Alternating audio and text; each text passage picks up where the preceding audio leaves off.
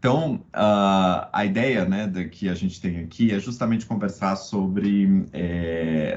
aprofundar um pouquinho mais sobre o conceito de racismo, né, entender um pouco mais o que ele significa e tentar abordar algumas das suas complexidades, né. Pode passar, Emerson.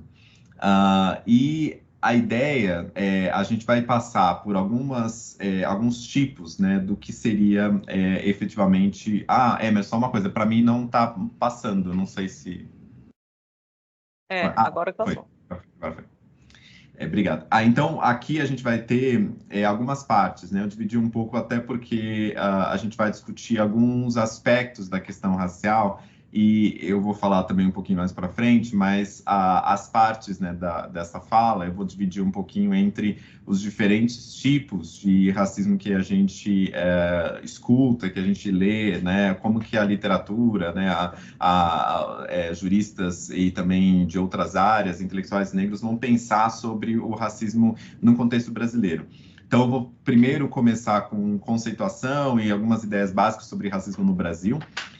Depois, eu vou dividir em três partes, aí tentando aprofundar cada uma delas, e provavelmente vocês já escutaram algum tipo de esses termos, né? Então, eu vou falar sobre o racismo interpessoal ou individualizado, o que isso significa na parte 2.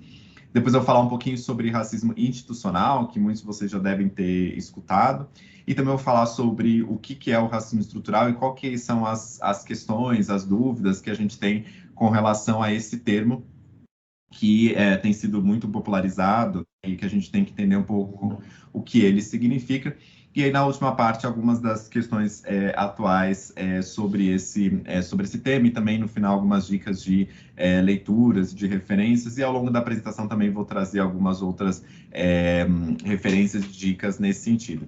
Então, um pouco esse é o mapa do voo nosso aqui na nossa conversa, tendo uma primeira parte de conceituação, depois esses diferentes tipos de racismo, e eu vou explicar um pouquinho o que diferencia cada um deles, para organizar um pouco a nossa ideia. E essa divisão mesmo de racismo interpessoal, institucional, estrutural, tem várias partes da literatura que utilizam essa diferenciação, e mais uma delas, obviamente, é o próprio livro do Silvio Almeida, que faz essa diferenciação do racismo individual, institucional e estrutural. E aí essa divisão é importante para a gente entender aspectos específicos do racismo, ainda mais no contexto brasileiro.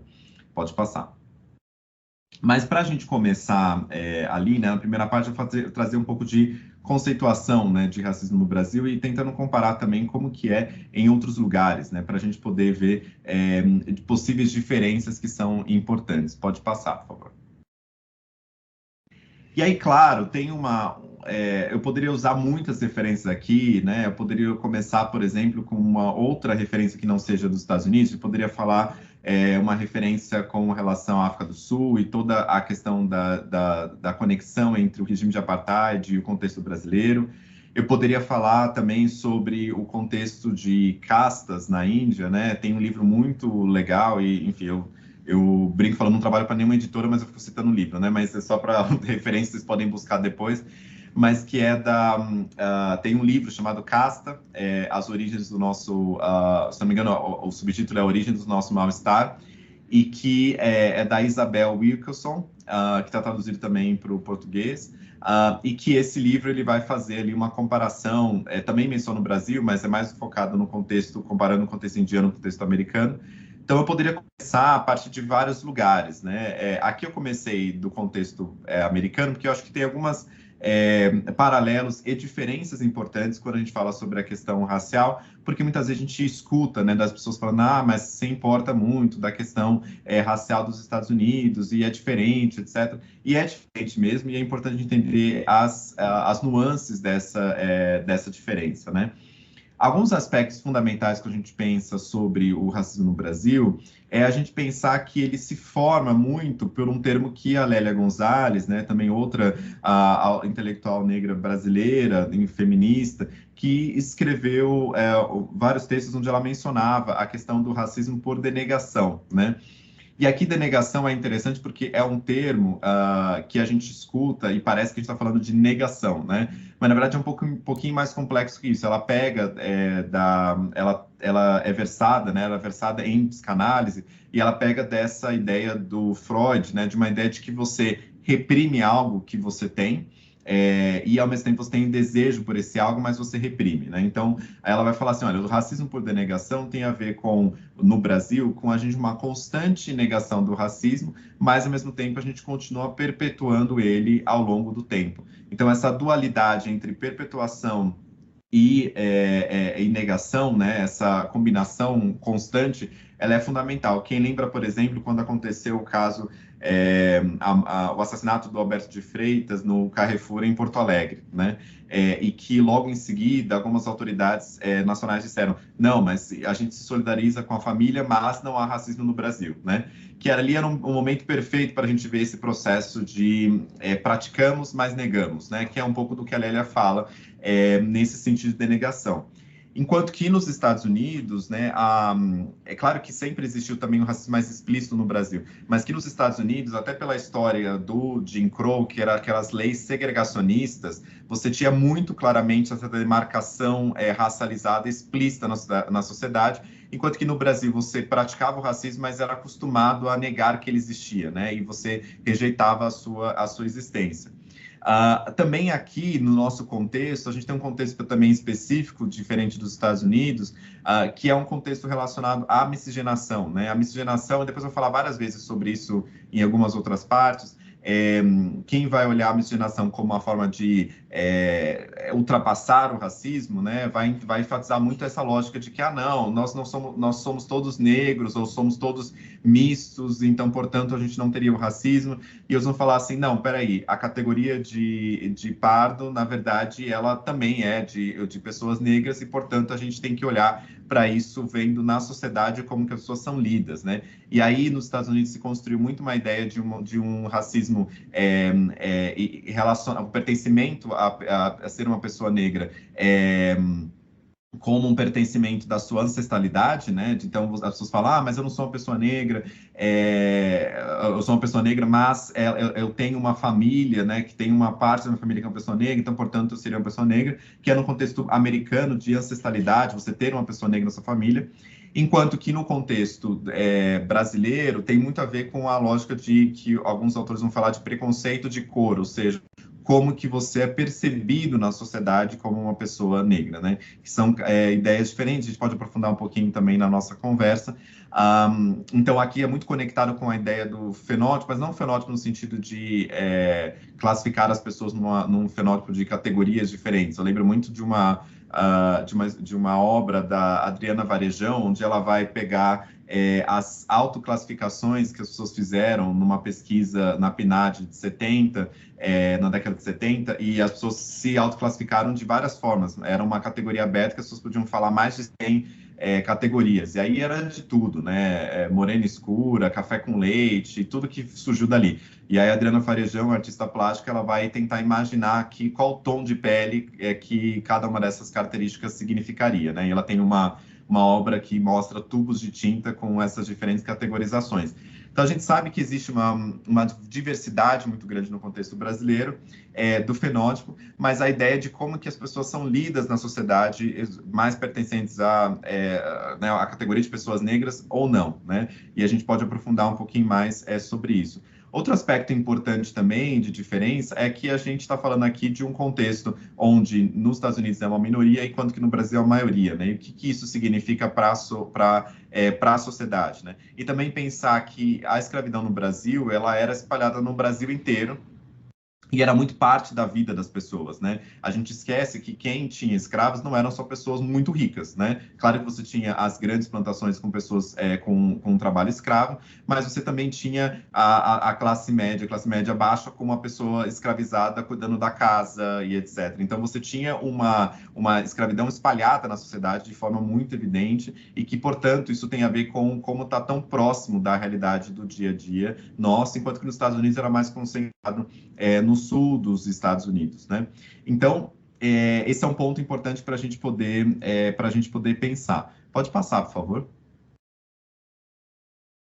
E aí, quando a gente tem um contexto latino-americano, e não só do contexto do Brasil, mas quando a gente vai olhar do contexto latino-americano, tem vários elementos aqui que são importantes para a gente poder pensar. Primeiro, que não dá para falar no contexto latino-americano sem falar também da questão indígena também. Então, não dá para a gente falar só de pessoas negras, mas também olhar a pessoas indígenas como também sendo historicamente discriminadas, especialmente nas nações latino-americanas, né?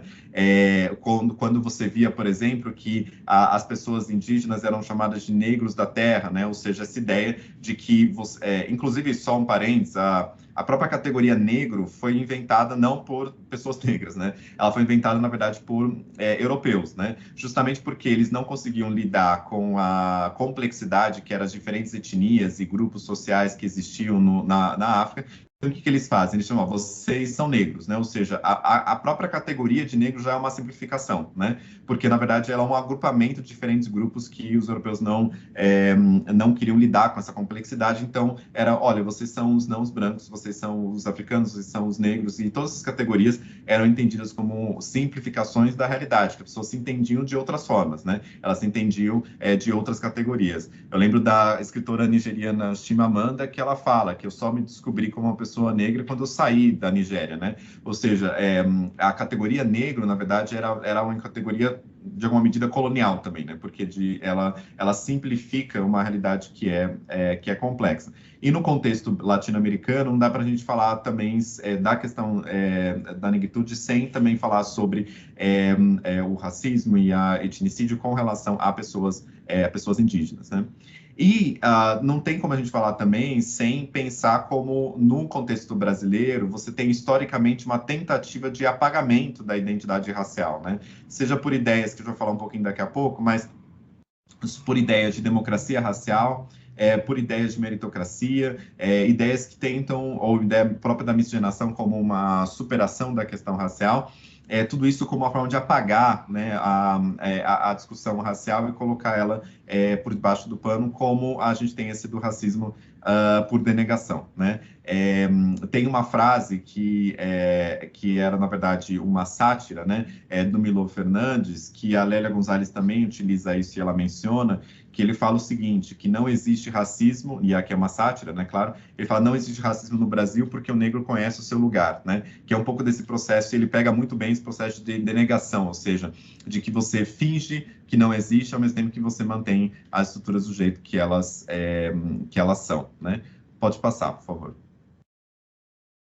E aqui, só para dar um exemplo, né, como que as coisas se operam, como as coisas operam no dia a dia, quando a gente vai olhar sobre os números, né, e aqui só para dar um exemplo, quando a gente olha o número de mortes pela polícia, né, que é um exemplo que eu estou mais proximamente conectado por estudar esse tema, a gente tem nos Estados Unidos, né, quando você vê muitos casos na televisão, né, o próprio George Floyd, muitos casos brutais, você vê ali, você pode imaginar, nossa, nos Estados Unidos você tem uma morte muito maior do que no Brasil de pessoas negras pela polícia. Só que, na verdade, não, né? Quando a gente olha nos Estados Unidos, que já é um número bem alto, né? Não é aceitável em nenhuma medida, você tem ali, em 2019, esse dado, mas eu também vi que nos anos seguintes a faixa era mais ou menos a mesma, de em torno de 1.000 pessoas mortas pela polícia. E enquanto que e aí, claro, que é um número menor de pessoas negras por causa da questão da população, mas quando a gente olha dentro da população negra comparando com a população branca, você tinha 3 vezes mais chances de serem mortos pela polícia sendo uma pessoa negra nos Estados Unidos. Enquanto que no Brasil, você tem ali a média, né, de pessoas mortas pela polícia por ano é de 4.000, né? E algumas localidades, como por exemplo Bahia, a totalidade de pessoas mortas pela polícia são pessoas negras, não é nem 80%, 100%. Então a gente está falando aqui de uma proporção muito maior em termos numéricos, numa população menor do que a população brasileira, uma população menor do que a dos Estados Unidos. Quando a gente vai fazer uma análise comparativa em termos relativa à população, já vê que esse número vai ser maior, mas de fato é escandaloso quando a gente vai comparar essas diferentes percepções. Pode passar, por favor. E aí, claro que quem me escutou em outra parte já viu esse aqui, mas acho que é fundamental a gente falar um pouquinho sobre isso, e aí eu vou aprofundar também algumas dessas questões. Quando a gente vai falar sobre raça, todo mundo sabe, não existe raça, tá? Né? Raça biologicamente não existe, né? E é importante de pontuar isso, porque quando a gente fala de raça, a gente não está falando de divisões raciais entre as pessoas, porque isso não existe do ponto de vista biológico.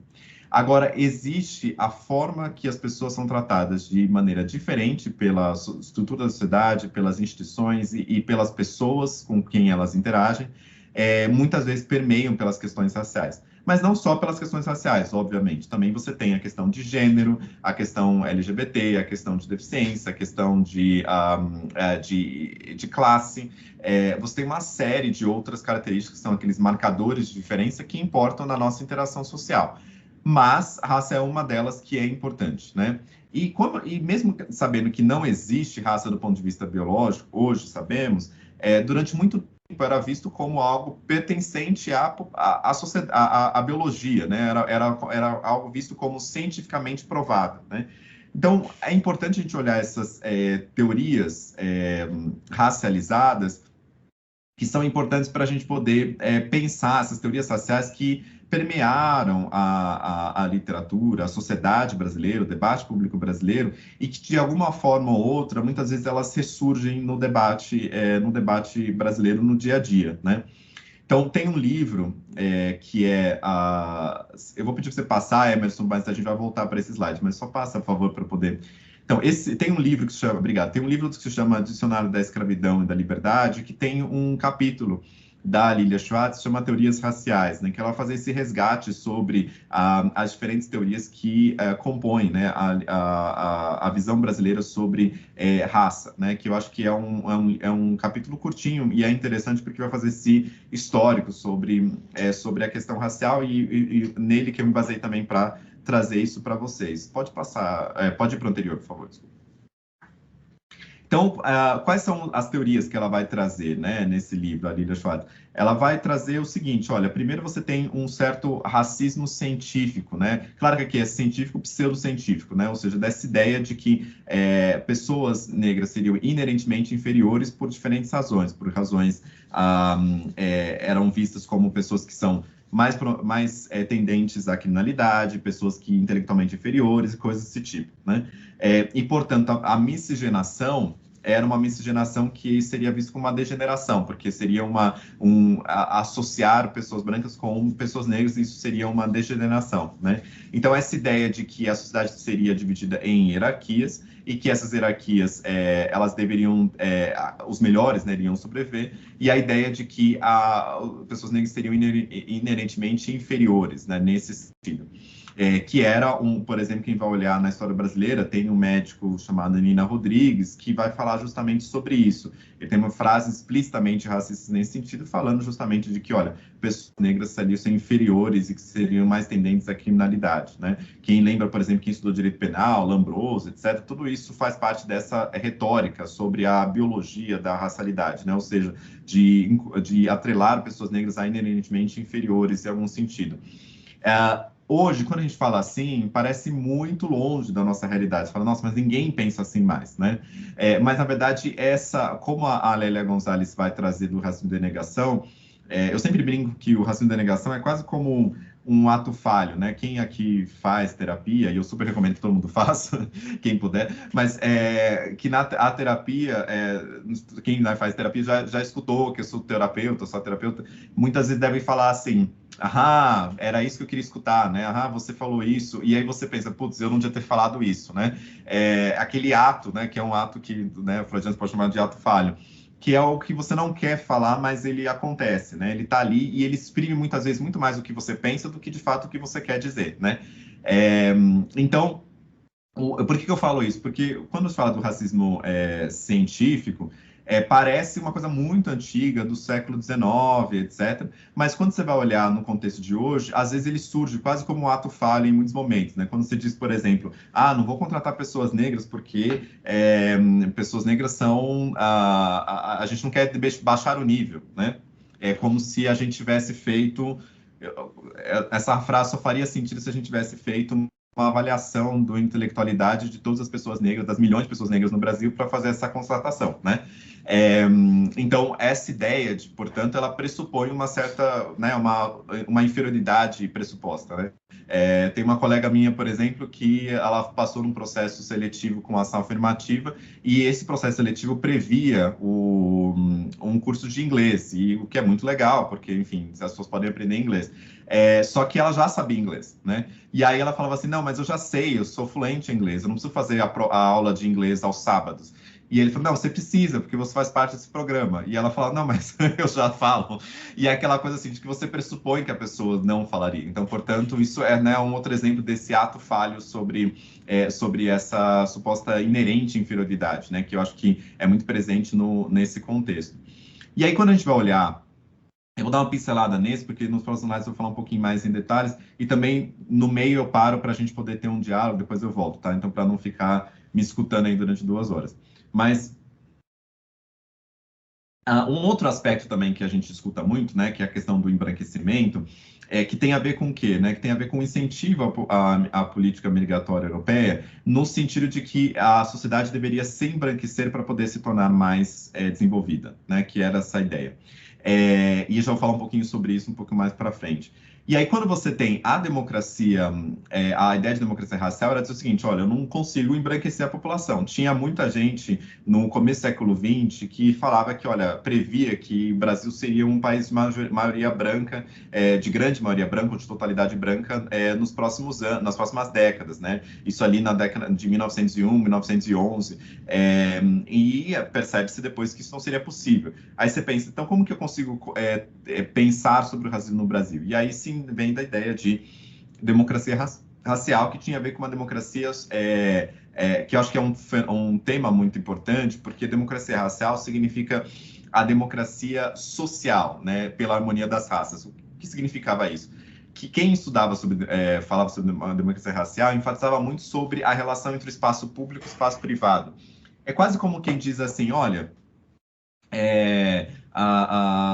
já deve ter escutado isso dizendo o seguinte, né? Olha, não, eu não tenho racismo porque olha como que eu trato a Maria que trabalha comigo, que é basicamente da família, né?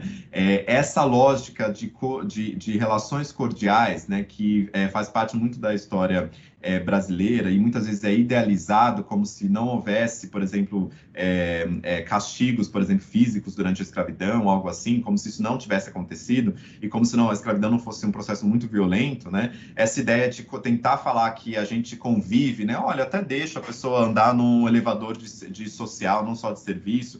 E essas pequenas ações supostamente de convivialidade que a gente tem no Brasil, ela tinha essa lógica de, olha, existe uma harmonia, né? Então, portanto, não existe conflito, né? E que tem muito a ver com essa lógica da democracia racial. Então, quem vai estudar sobre democracia racial vai falar muito sobre essa coisa da relação entre o público e o privado, de que o privado não era muito violento e que, portanto, essas relações não eram pautadas pela racialidade, pela violência, mas eram pautadas pela cordialidade. E, por último, a gente percebe que outra teoria que é mais recente é a questão da meritocracia, ou seja, já que a gente não consegue justificar de outras formas, a gente vai justificar dizendo que, olha, as nossas desigualdades, elas existem e elas são justificáveis porque elas mostram quem é o melhor para chegar lá, né? Por isso que eu não gosto quando a gente tem, por exemplo, uma parte da visão mais neoliberal sobre racismo, vai dizer o seguinte, vai focar muito sobre as histórias individuais, né? Dizer, supera, você consegue, se você superar, você vai conseguir, se você estudar, até mais tarde você vai conseguir. Essa lógica de individualizar a questão racial, então falando, olha, o Thiago conseguiu, por que outros não podem conseguir, né? Essa lógica é uma lógica que reforça a meritocracia e de que fala que pessoas que fizeram exatamente a mesma coisa que eu podem não ter conseguido, porque não é uma questão só individual, mas uma questão de estrutura, né? E que muitas vezes as pessoas que têm acesso a oportunidades não é porque elas mereceram, né? Tem um autor que eu gosto muito, que é o Michael França, que é um economista do INSPER, e que ele escreve na Folha de São Paulo, e ele fala muito sobre isso. As pessoas não gostam, as pessoas ficam irritadas com textos dele, porque ele sempre tenta demonstrar algumas coisas que as pessoas querem esconder, né? Ele vai falar, por exemplo, uma hora ele escreveu um texto chamado Meritocracia Hereditária, né? Para poder zoar com a ideia de meritocracia, e ele diz o seguinte, olha, pessoas ricas não são ricas por si só, elas são ricas por causa da herança, e elas não mereceram a herança, não tiveram nada para merecer a herança, elas só nasceram num local específico. É sorte, não é mérito. E vocês devem ter visto uma notícia recentemente falando sobre os jovens bilionários, né, antes dos 30, e obviamente todos eles eram pessoas que eram herdeiros, né, porque ninguém é bilionário antes dos 30 por mérito próprio. Então, essa é uma ideia interessante para a gente poder pensar como que isso justifica as desigualdades hoje no Brasil, né? Pode passar, por favor. E a ideia é tentar aprofundar um pouquinho sobre esses temas, né? Eu mencionei o texto da Lília, pode passar. Pode ir lá, Emerson. Mais um. Isso, valeu. Então, quando a gente pensa sobre a questão do conceito de raça, né, a gente pensa justamente que, entendido biologicamente, não tem essa lógica, não existe raça, raça humana do ponto de vista biológico, ou diferenças de raça do ponto de vista biológico, né? Mas ele é um marcador de diferença, né? Ou seja, as pessoas são tratadas socialmente a partir da percepção de como elas são vistas na sociedade, né? Eu lembro numa fala da Sueli Caneiro, né, que perguntaram para ela assim, mas eu não sei se eu sou pardo, mas não sei se sou pessoa negra, etc.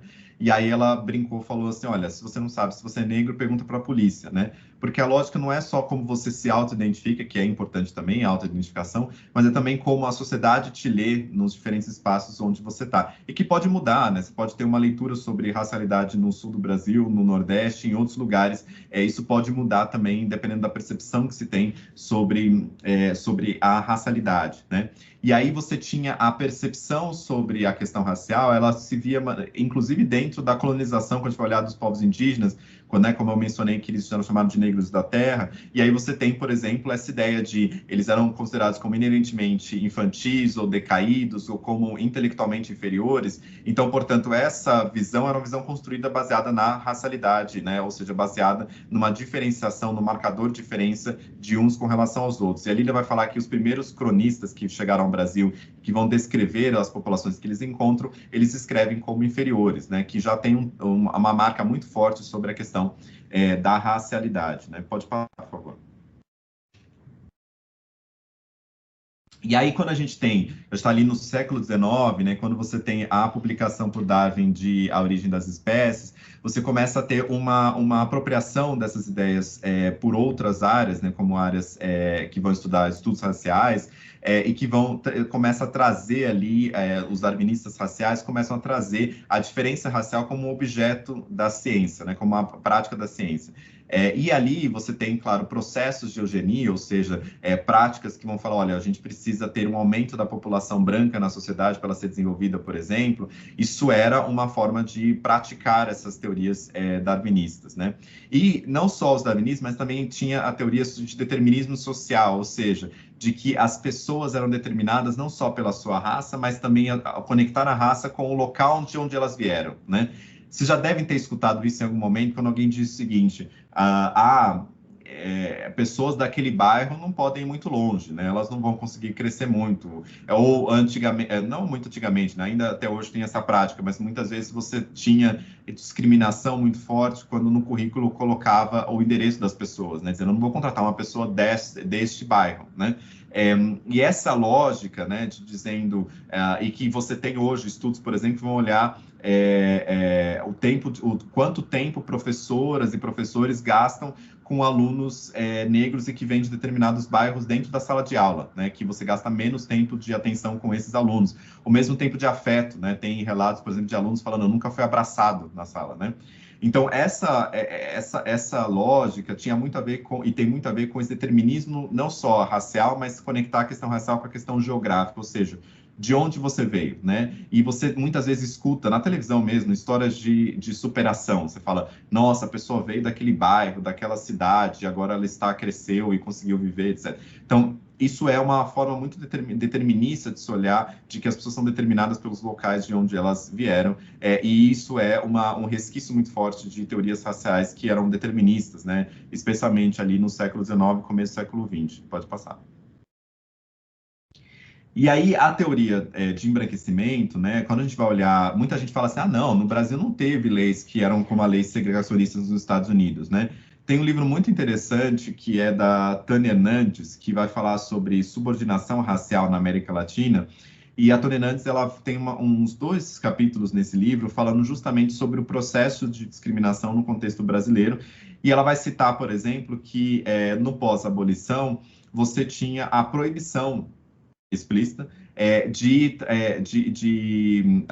imigração do continente africano e asiático, né? Ou seja, dessa ideia, então nunca dá para a gente falar que não houveram leis explicitamente racistas no Brasil, pelo contrário. E aí a gente tem, nesse contexto, um incentivo à migração europeia, no sentido de que se entendia que, olha, a gente precisava ter uma população cada vez mais branca para que a gente pudesse ser desenvolvido, né? E essa conexão entre desenvolvimento e a racialidade da população era algo importante. E quando a gente olhar os números, né, a gente vai ver de entrada de imigrantes no estado de São Paulo, você tem um exponencial muito grande, né, na década no começo do século XX, né, fundamental. E aí, quando a gente olha, isso é muito importante a gente perceber, porque quando a gente vai olhar o contexto familiar mesmo, né, e é muito importante falar sobre contexto familiar, porque muitas vezes pessoas negras, a sua história foi negada, né, no sentido que a gente nem sabe, a gente não consegue ir muito longe para trás para saber de onde, né, nossos antepassados vieram. E que diferentes pessoas brancas, né, muitas vezes. Então, você tem sempre essas histórias dizendo, meu avô, meu bisavô veio no navio da Europa e aí começou a trabalhar como profissional liberal, e aí depois seus filhos conseguiram ir para a faculdade, depois o meu pai conseguiu ir para a faculdade, depois eu consegui ir para a faculdade. Então, essa lógica de, quando eu vou olhar, não precisa ir muito longe, né, para ver esses números de 712 mil imigrantes vindo no estado de São Paulo, por exemplo, na década de 20, na década de 30, né? Ou seja, da formação de uma classe média que, obviamente, muitos deles vieram para o Brasil pobres, e aí você começa a ter, até pela estrutura racializada no Brasil, de ter mais acesso à oportunidade de pessoas negras, e aí você começa a ter uma ascensão social para uma classe média, muitas vezes classe média baixa, e alguns, claro, classe alta. E aí você começa a ter a inserção dessas pessoas em profissões liberais, a inserção dessas pessoas na universidade, e seus filhos na universidade, e aí você começa a ter um processo de mobilidade social, né? Então, quando a gente olha quem hoje está numa classe média alta, por exemplo, basta voltar algumas décadas atrás, algumas gerações anteriores, e fazer esse histórico de perceber qual a inserção social, econômica dessas pessoas, que muitas vezes vieram paupérrimas da Europa e conseguiram ter uma mobilidade social que pessoas negras não tiveram no mesmo período, no mesmo contexto, né? Pode passar, por favor. E aí, quando a gente fala sobre embranquecimento, e a Lília vai falar sobre isso, ela vai falar assim, olha, de que não era algo aleatório, né? Porque era um projeto, efetivamente, cunhado pela elite brasileira no século XIX, no século XX, que tinha como objetivo, né, o Lacerda, em 1911, ter um trabalho chamado Os Métis no Brasil, e aí ele vai falar sobre a questão mestiça, né? E ele vai imaginar nas décadas futuras de que a população seria 80% de brancos, por exemplo, 17% de indígenas e 3% de mestiços, porque teria uma ascensão de pessoas brancas ao longo desse processo, né? E aí você tem incentivos, né, legais, inclusive, para promoção de acessos à oportunidade de pessoas, né, porque pessoas brancas que vieram da Europa, né? Então você tinha, por exemplo, a possibilidade de contratos de prestação de serviços para estrangeiros, o direito de acesso à terra, né, e restrição ao acesso à terra de pessoas escravizadas, né? A lei de terras, que, por exemplo, impedia que você tivesse acesso à propriedade por meio da posse, né? E, obviamente, isso impactava mais pessoas negras.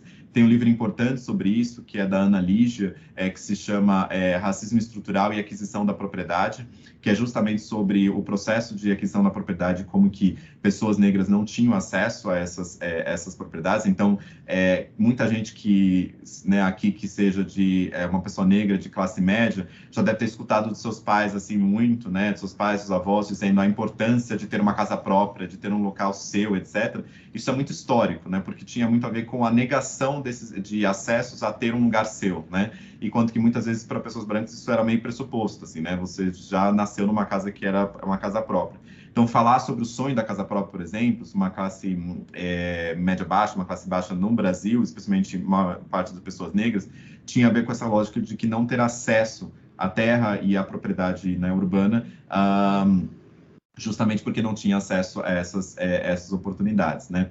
Então, todo esse processo tinha a ver com a mesma abolição, que tinha uma abolição gradual, né, no contexto brasileiro, ela era muitas vezes, né, justamente como o próprio termo vai falar, para inglês ver, né? Ou seja, dessa ideia de mostrar que a gente está fazendo, né, essas mudanças, mas que, na verdade, por exemplo, a lei do sextagenário, né, embora a expectativa de vida das pessoas fosse muito menos, né, de 60 anos.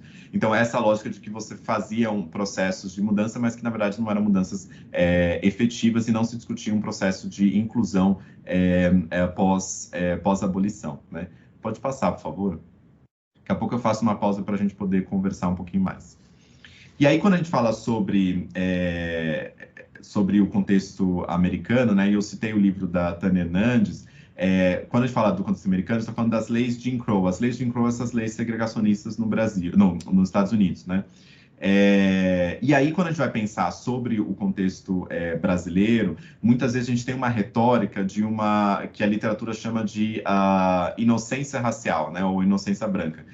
O Adilson Moreira, né, o jurista, vai falar muito sobre isso também, que é essa lógica de que às vezes a gente no Brasil fala assim, não, mas eu não tenho nenhuma culpa com relação a isso, não tem nada a ver com isso, porque eu nunca discriminei ninguém, nunca fui racista, então, portanto, eu não tenho nada a ver com isso, né? A gente nunca teve leis específicas contra pessoas negras, então eu não tenho nenhuma culpa neste cartório, né? Mas quando a gente olha do ponto de vista estrutural na sociedade, a gente vê os processos de exclusão ocorrendo de diferentes formas, né? Como, por exemplo, quando a gente fala assim, olha, anúncios que eram comuns, né? Anúncios chamando pessoas cozinheiras, faxineiras, babás, etc., e colocando claramente a questão racial, né? Como esse anúncio que dizia precisa de uma cozinheira perfeita de forno e fogão para a família inglesa que não seja de cor, né? Então, ou esse processo de dizer o seguinte, né? De pedir que você, olha, eu quero trabalhar ali abrir uma vaga para pessoas, mas não pode ser pessoas negras, gordas e precisam ter pelo menos 3 meses de experiência, que é um anúncio que saiu mais recentemente. Então, esses processos que são como os falhos nesse racismo por denegação, né? Que explicitam essa estrutura que às vezes não é tão explícita, né? Muitas vezes não é tão explícita, mas ela é recorrente e existe. Pode passar, por favor.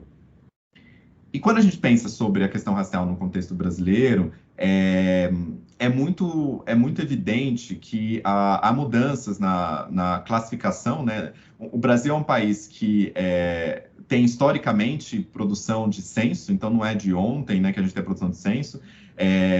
Então, aqui tem uma gráfico que eu vou descrever, né? Também tem uma distribuição da população por cor e raça desde 1872 até 2022, né? E que você tem algumas mudanças, como, por exemplo, a inclusão da categoria amarelo. Você tem uma ressignificação do termo preto para poder incluir pretos e pardos, então o termo negro inclui pretos e pardos. Mas a categoria pardos sempre existiu, né, nessa perspectiva censitária. Então, você tinha, durante a escravidão, por exemplo, pessoas pardas que estavam tanto entre os livres quanto entre os escravizados, né? E você tem um processo de autoidentificação racial muito mais forte, de pessoas cada vez mais se identificando como pessoas negras no Brasil, e que isso, em parte, tem a ver com um debate racial cada vez mais estruturado, que as pessoas veem que fazem parte desse processo de racialidade. Pode passar, por favor. E aí a gente tem, né, a diminuição, né, de pessoas, tem uma diminuição histórica de pessoas brancas se autoclassificando como brancas no Brasil. A gente tem um número, né, cada vez maior de pessoas se autoclassificando como pessoas negras, sejam pretos e pardos. A gente tem a categoria de pretos e pardos juntas, que dão a maioria da população, em torno de 56%, e que, claro, varia, né, dependendo de onde você está.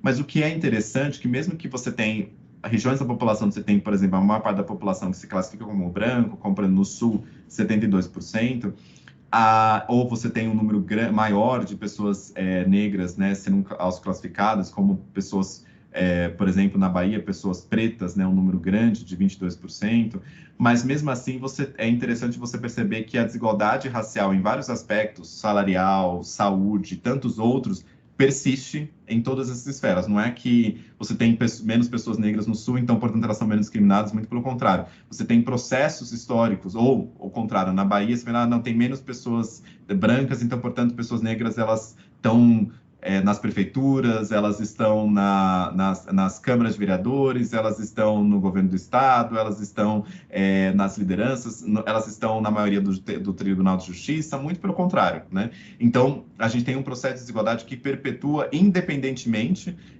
dessa maioria ou minoria de onde a pessoa está, mas, claro, você tem essas categorizações que são importantes no Brasil. Pode passar.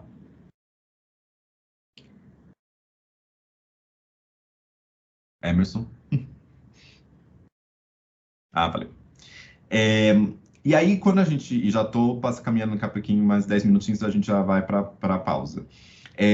Quando a gente vai falar sobre aquela outra teoria racializada que eu mencionei, eu falei sobre o darwinismo científico, racial, e falei sobre o darwinismo e o determinismo geográfico, falei sobre a questão do embranquecimento, e também tem uma outra teoria racializada, que é justamente essa ideia da democracia racial, né?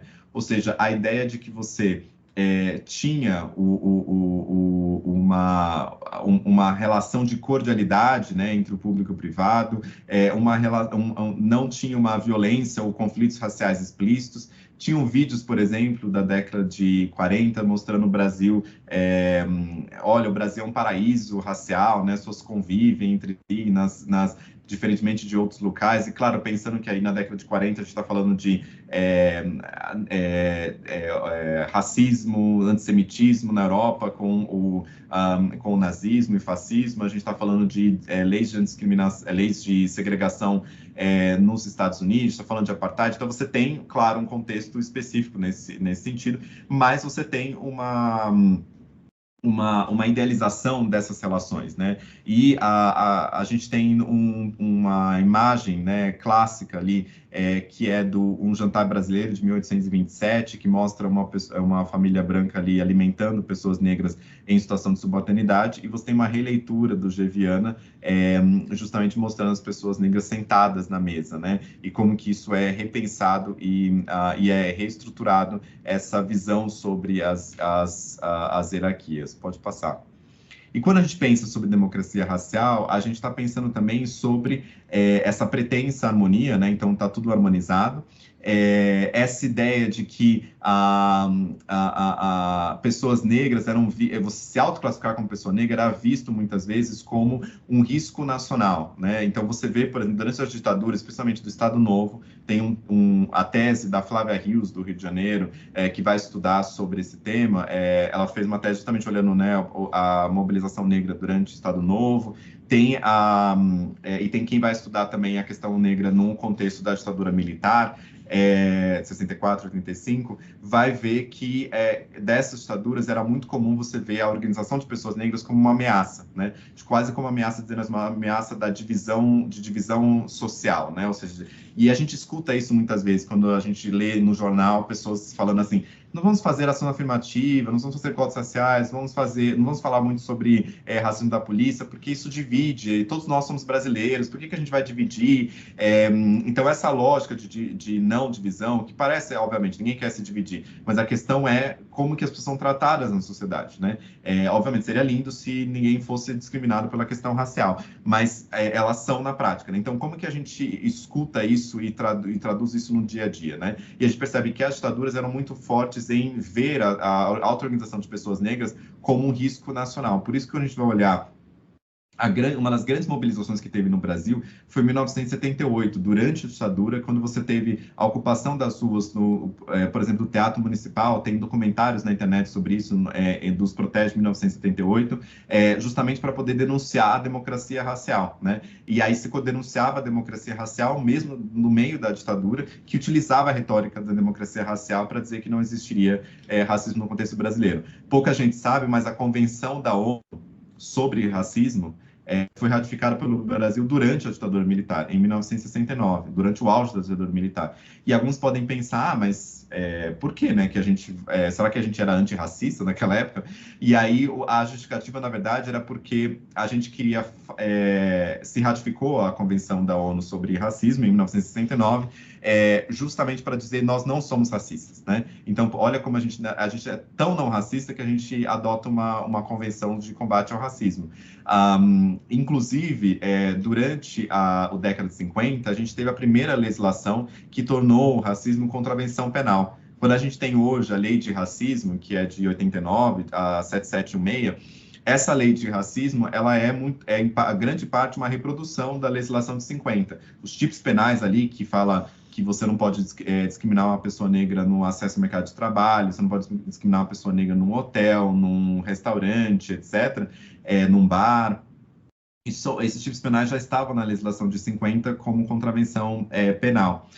Só que você vai ler sobre por que aconteceu isso, e é muito interessante porque esse caso, quem vai estudar, depois eu passo um link do El País que fala sobre isso, que é bem interessante.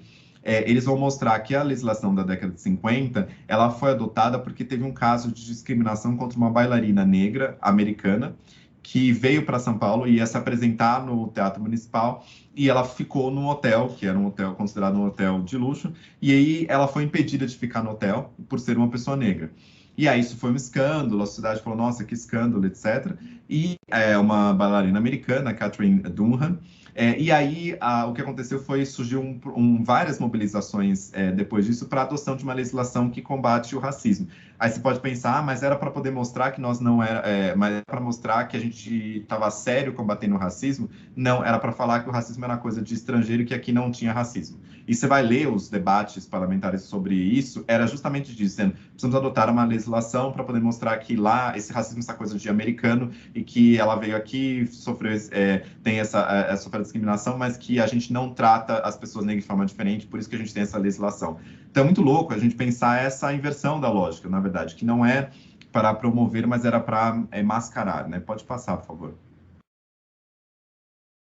E aí, aqui só vou dar um exemplo, né, do Donald Pearson, num livro chamado Brancos e Pretos na Bahia, que é muito interessante, vai fazer essa comparação e que é um exemplo dessa cordialidade, dessa racialidade, tudo misturado, né, que ele vai falar o seguinte, olha, a tendência tem sido no Brasil, na Bahia, né, ele vai falar, como dizem meus amigos baianos, no país da Bahia, a tendência tem sido extremamente inversa, né? Ou seja, em relação aos Estados Unidos, dizendo a incorporação final de todas as minorias raciais ao grupo dominante. Aqui, né, na Bahia, a princípio, o contato dos colonizadores portugueses com africanos importados era naturalmente contato entre senhor e escravo. Mas do sistema de escravidão que aqui se desenvolveu, surgiu gradualmente, em geral, esses com certas exceções, uma ordem moral em que a maior parte dos brancos e dos pretos nas fazendas veio a compartilhar de uma vida comum, numa base íntima e pessoal. Ou seja, dessa ideia de que, olha, a gente se comparte, né? Tem um elevador de serviço, um elevador social, tem um quartinho da empregada, a gente não sabe o nome do porteiro que está servindo a gente há 10 anos, a gente nunca teve um chefe negro, uma pessoa negra entra no escritório, a gente acha que é a faxineira, mas estamos todos aqui juntos, né? Olha o samba, olha o carnaval, tudo é lindo. Então, essa ideia dessa convivência, né, que como se ela fosse a superação da discriminação racial, é algo muito fundamental para a gente pensar sobre essa convivialidade, né? E aí tinha a Lídia Schwartz vai falar que muitos historiadores colocavam o mito das raças no Brasil como o mito de três rios, né? Como brancos, como indígenas, como negros, indígenas, se juntando, né, nesse processo de harmonia nacional, né? Basta ver, por exemplo, ali uma fotografia, né, do IBGE da década de 60, falando justamente isso, as pessoas que vivem no Brasil, pertencem a várias raças, e essa coisa da harmonia, todos juntos e iguais, quase num comercial da Benetton, né, daquele todo mundo, todas as cores da Benetton, né. Pode passar, por favor. E aí eu gosto muito de um pintor que se chama Titus Capar, que tem o nome dele também ali. O Titus Capar, ele tem Ele é muito bom porque ele tem uma obra chamada Espaço para Esquecer, mas tem muitas outras que são super interessantes. Tem uma, por exemplo, que se chama... ele tem um TED Talk, né? Então, se vocês quiserem olhar no Google, no YouTube também, depois ele tem um TED Talk bem interessante, que inclusive está com a tradução para o português. E ele é um pintor negro americano, e ele vai sempre trazer a ausência nas pinturas dele para poder falar sobre a história, né? Ele tem um quadro que se chama O Mito da Benevolência, e esse quadro, no Mito da Benevolência, é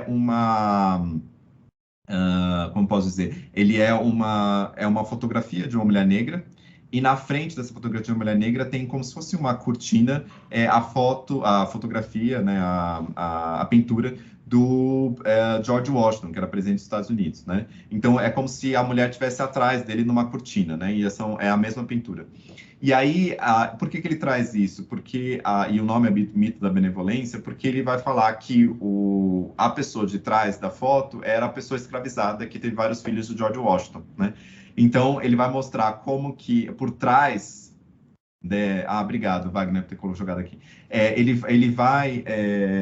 vai mostrar por trás de uma ideia de benevolência, de grande estadista, etc., tinha uma pessoa negra por trás, né? Então, essa lógica de que existem algumas ausências na nossa história, isso é fundamental, né? E essa imagem do espaço para esquecer, também eu tento sempre descrever as imagens ali, caso tenha uma pessoa com deficiência visual, mas as imagens têm ali o quê? Uma mulher negra limpando o chão, e você tem uma imagem que é o contorno de uma criança, mas a gente não vê a criança porque é um buraco na pintura, né? E aí a gente pode imaginar, sem ver a racialidade, consegue preencher. A gente olha para isso e consegue preencher essa imagem, né? Eu estava agora numa conferência fora do Brasil, e aí era muito louco porque eu estava do lado da Patrice Williams, né, que alguns devem conhecer, mas ela tem um livro muito importante chamado Alquimia dos Direitos, e ela é uma das principais autoras de teoria crítica racial, e eu fingi no costume que ela estava lendo na mesma conferência que eu. E aí ela mencionou uma coisa muito interessante, porque ela está estudando a questão do racismo e a partir da perspectiva visual, né? E aí eu dei um exemplo para ela, e ela deu uma resposta muito interessante. Ela deu um exemplo, não sei se vocês viram aquele caso, se não me engano foi no Rio Grande do Sul também, que você teve ali um homem branco que ameaçou um homem negro com uma faca. Vocês viram essa história? E de que depois você vê que a polícia chega e ela vai prender o homem negro, que é a vítima, e não o homem branco. E aí tem uma foto muito chocante, que é o homem negro sendo arrastado para dentro da viatura, e o homem branco conversando naturalmente com a policial e rindo, né? Então essa imagem que ali. E aí a Patricia Williams falou uma coisa muito interessante, que ela falou assim, ao ver uma pessoa negra, que nesse caso era a vítima, ao ver uma pessoa negra e uma faca, mesmo que a faca esteja na mão da pessoa branca, na imagem da pessoa que tem uma visão racializada, como se, e ela falou assim, é como se a faca viajasse, migrasse para a mão da pessoa negra. Não, ou seja, você não consegue conceber que ela seria a vítima e não seria o agressor, né? Porque são os papéis sociais que a gente determina para diferentes grupos, né? Então é muito comum, por exemplo, quando pessoas negras chamam a polícia porque elas estão sofrendo um crime, a polícia acha que ela que é a pessoa que está cometendo o crime, né? E o Titus, ele faz muito disso, de esse espaço para esquecer, a fato de ele ter um contorno de uma criança e não falar quem é a criança, não mostrar quem é a criança, a nossa mente já preencheu esse espaço como uma criança branca, né? Então, acho que isso é muito interessante para a gente pensar como que a gente já está doutrinado a preencher pessoas negras em determinados locais, que tem a ver com essa lógica da meritocracia, no sentido de que a meritocracia, ela consolida, ela não é sobre mobilidade, ela vem de uma ideia de mobilidade social, ou seja, vem de que basta você crescer e ter um mérito para poder conseguir crescer na sociedade, mas, na verdade, ela enrijece os papéis sociais, né? Então, você pressupõe que as pessoas estão ali em papéis sociais específicos. A própria Isabel Wilkerson, no livro Casta, ela vai falar que casta na Índia, e ela vai comparar isso com o sistema racial nos Estados Unidos, casta na Índia não é só sobre... são só pessoas racistas que pensam a partir da perspectiva de casta, etc. Ela fala, na verdade, que casta é justificado muitas vezes como uma divisão de trabalho. Ou seja, uma casta X tem que fazer o trabalho manual, a casta Y tem que fazer o trabalho intelectual, a casta Z tem que ser rica e governar o país. Ou seja, essa lógica de que existe uma divisão de trabalho tem muito a ver com a meritocracia, né? Que tem muito a ver com o mito da meritocracia, que é essa ideia de que pessoas negras ocupam alguns espaços e outras pessoas brancas ocupam outros espaços. É muito comum, eu já escutei eu trabalho muito com juízes negros e negras, de que juízes já relataram várias vezes de que alguém chega na audiência, a pessoa está com a toga de juiz sentada na cadeira de juiz e a pessoa pergunta, que horas que chega o juiz? Né? Então, porque não é possível que aquela pessoa sentada naquela mesa seja, né? Então, e muitas vezes a pessoa não racionaliza isso tão explicitamente, né? Muitas vezes já é pressuposto, quase como essa foto do Titus Capar, que é ausente, né? Nesse sentido, né? E de fato, sim, também alguém mencionou aqui, né? A aluna mencionou sobre a mão dela, né? Que também está transparente, né? Como fazendo alusão à invisibilidade, né? Do trabalho dela. Verdade, Luna, bom ponto, né? Também é sobre isso, sobre essa ausência, né? Inclusive essa invisibilidade, né? Eu senti isso na prática uma vez quando eu estava no escritório de advocacia e aí a pessoa estava falando assim, e era uma mesa para poder discutir, uma mesa de reunião para poder discutir sobre questões de equidade, e aí a pessoa falou assim, aqui não tem muitas pessoas negras, a gente precisa ter mais pessoas negras, etc. Enquanto ela estava falando essa frase, tinha uma pessoa negra atrás dela servindo o café, né?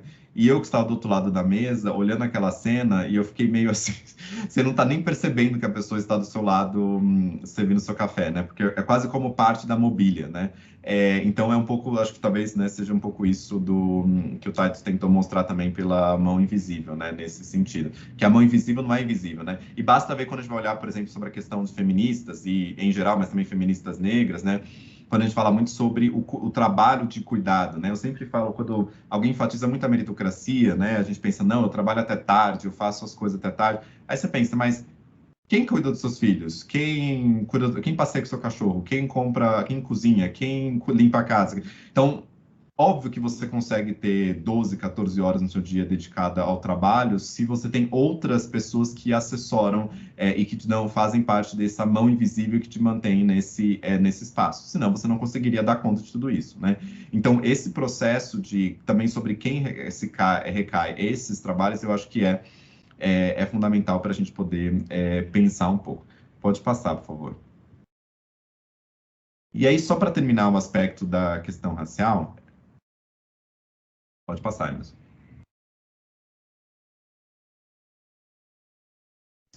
E aí a gente tem aqui só algumas referências, né, mais rápido e a gente vai parar para conversar um pouquinho, mas tem ali a meritocracia, né, o que significa? Que é um sistema que remunera de acordo com um esforço individual, mas que, na verdade, muitas vezes é utilizado para justificar o privilégio. E aqui, claro, gente, não é que a gente está falando que não... Eu já escutei, por exemplo, de palestras, falar, mas isso quer dizer que a gente tem que só remunerar as pessoas que são ruins? Eu falei, não. Assim, na verdade, não é que a gente não tem que se esforçar, ou que a gente não tem que remunerar aquelas pessoas que, né, se esforçam, não é isso que a gente está falando. A gente está falando de quais são as condições, né, de igualdade que a gente tem nesses processos de igualdade, né? Mesmo quem questiona, por exemplo, ações afirmativas sobre um argumento de meritocracia, erra muito, porque quando a gente vai olhar ações afirmativas, as notas a diferença de nota das pessoas que entram por ações afirmativas e que entram não por ações afirmativas é muito pequena.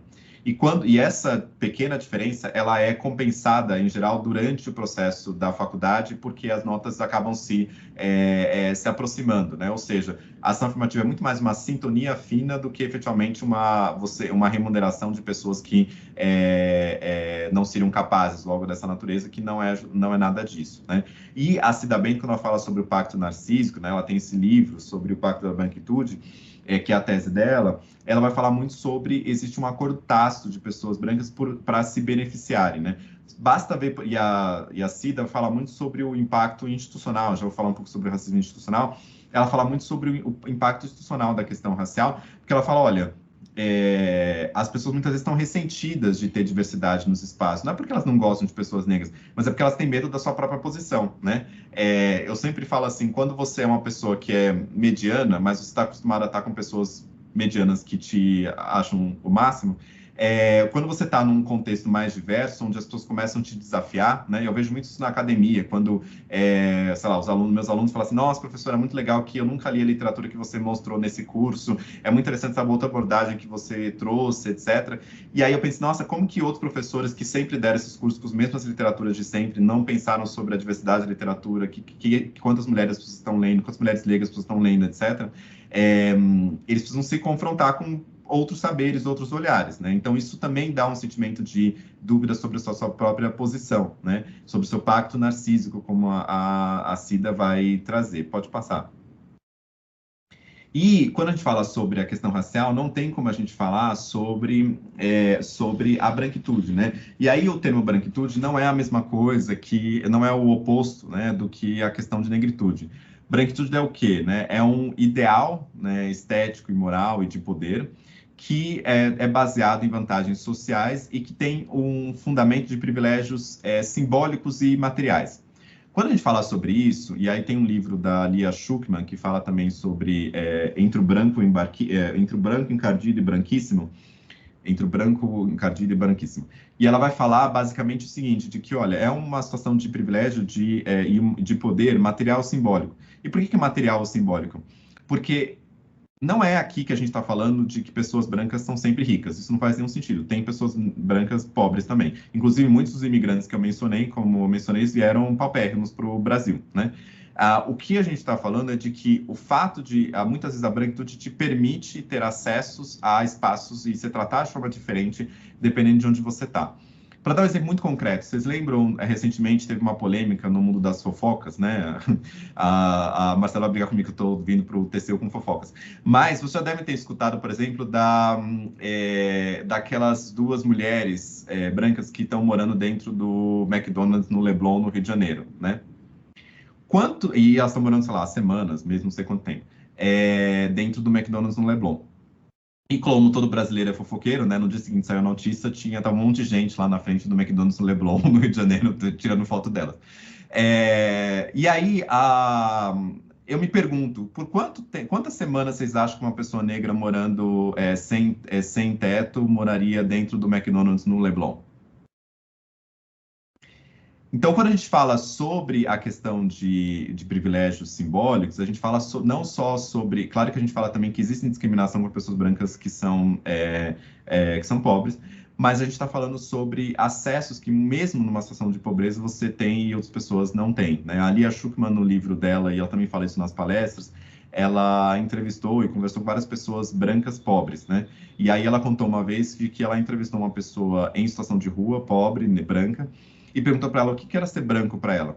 E ela deu uma resposta muito simples, dizendo o seguinte: olha, para mim ser branco é poder ir no shopping e usar o banheiro, sem ser incomodado. Né? Ou seja, essa ideia de que mesmo em situações de desprivilégio material, você tem alguns acessos que pessoas negras, mesmo com acesso material, não têm a esses espaços. Né?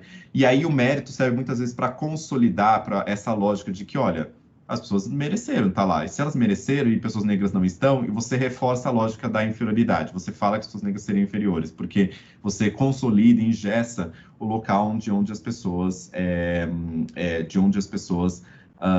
pertencem, né? E aí pode passar para mim, Emerson, por favor, para o slide 24. Não é esse, não é o próximo, é o outro. Pode passar. Isso, só para... Não, o anterior, desculpa. Isso. Quando a gente fala sobre a intersecção entre raça e classe, eu lembro que a Sueli Carneiro sempre fala muito sobre como que raça e classe estão muito conectadas no contexto brasileiro, né? Existe um estudo do GEMA, que é o Grupo de Estudos de Ação Afirmativa da UERJ, no Rio de Janeiro, e que eles vão falar sobre a mobilidade social, e mostrando que a mobilidade social no Brasil não se justifica somente pela questão de classe.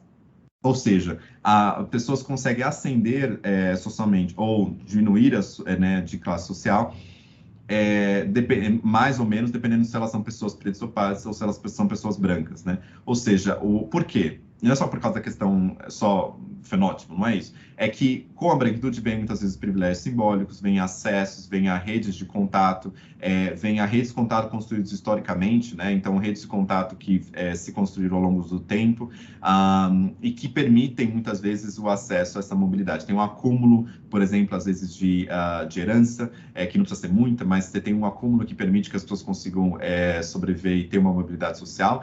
Então, a mobilidade social no Brasil, que é se você consegue aumentar ou diminuir a sua classe social, não é justificado somente pela questão racial, mas pela questão social, mas também pela questão racial. Então, é importante a gente entender como que essas duas coisas estão conectadas muito fortemente, né?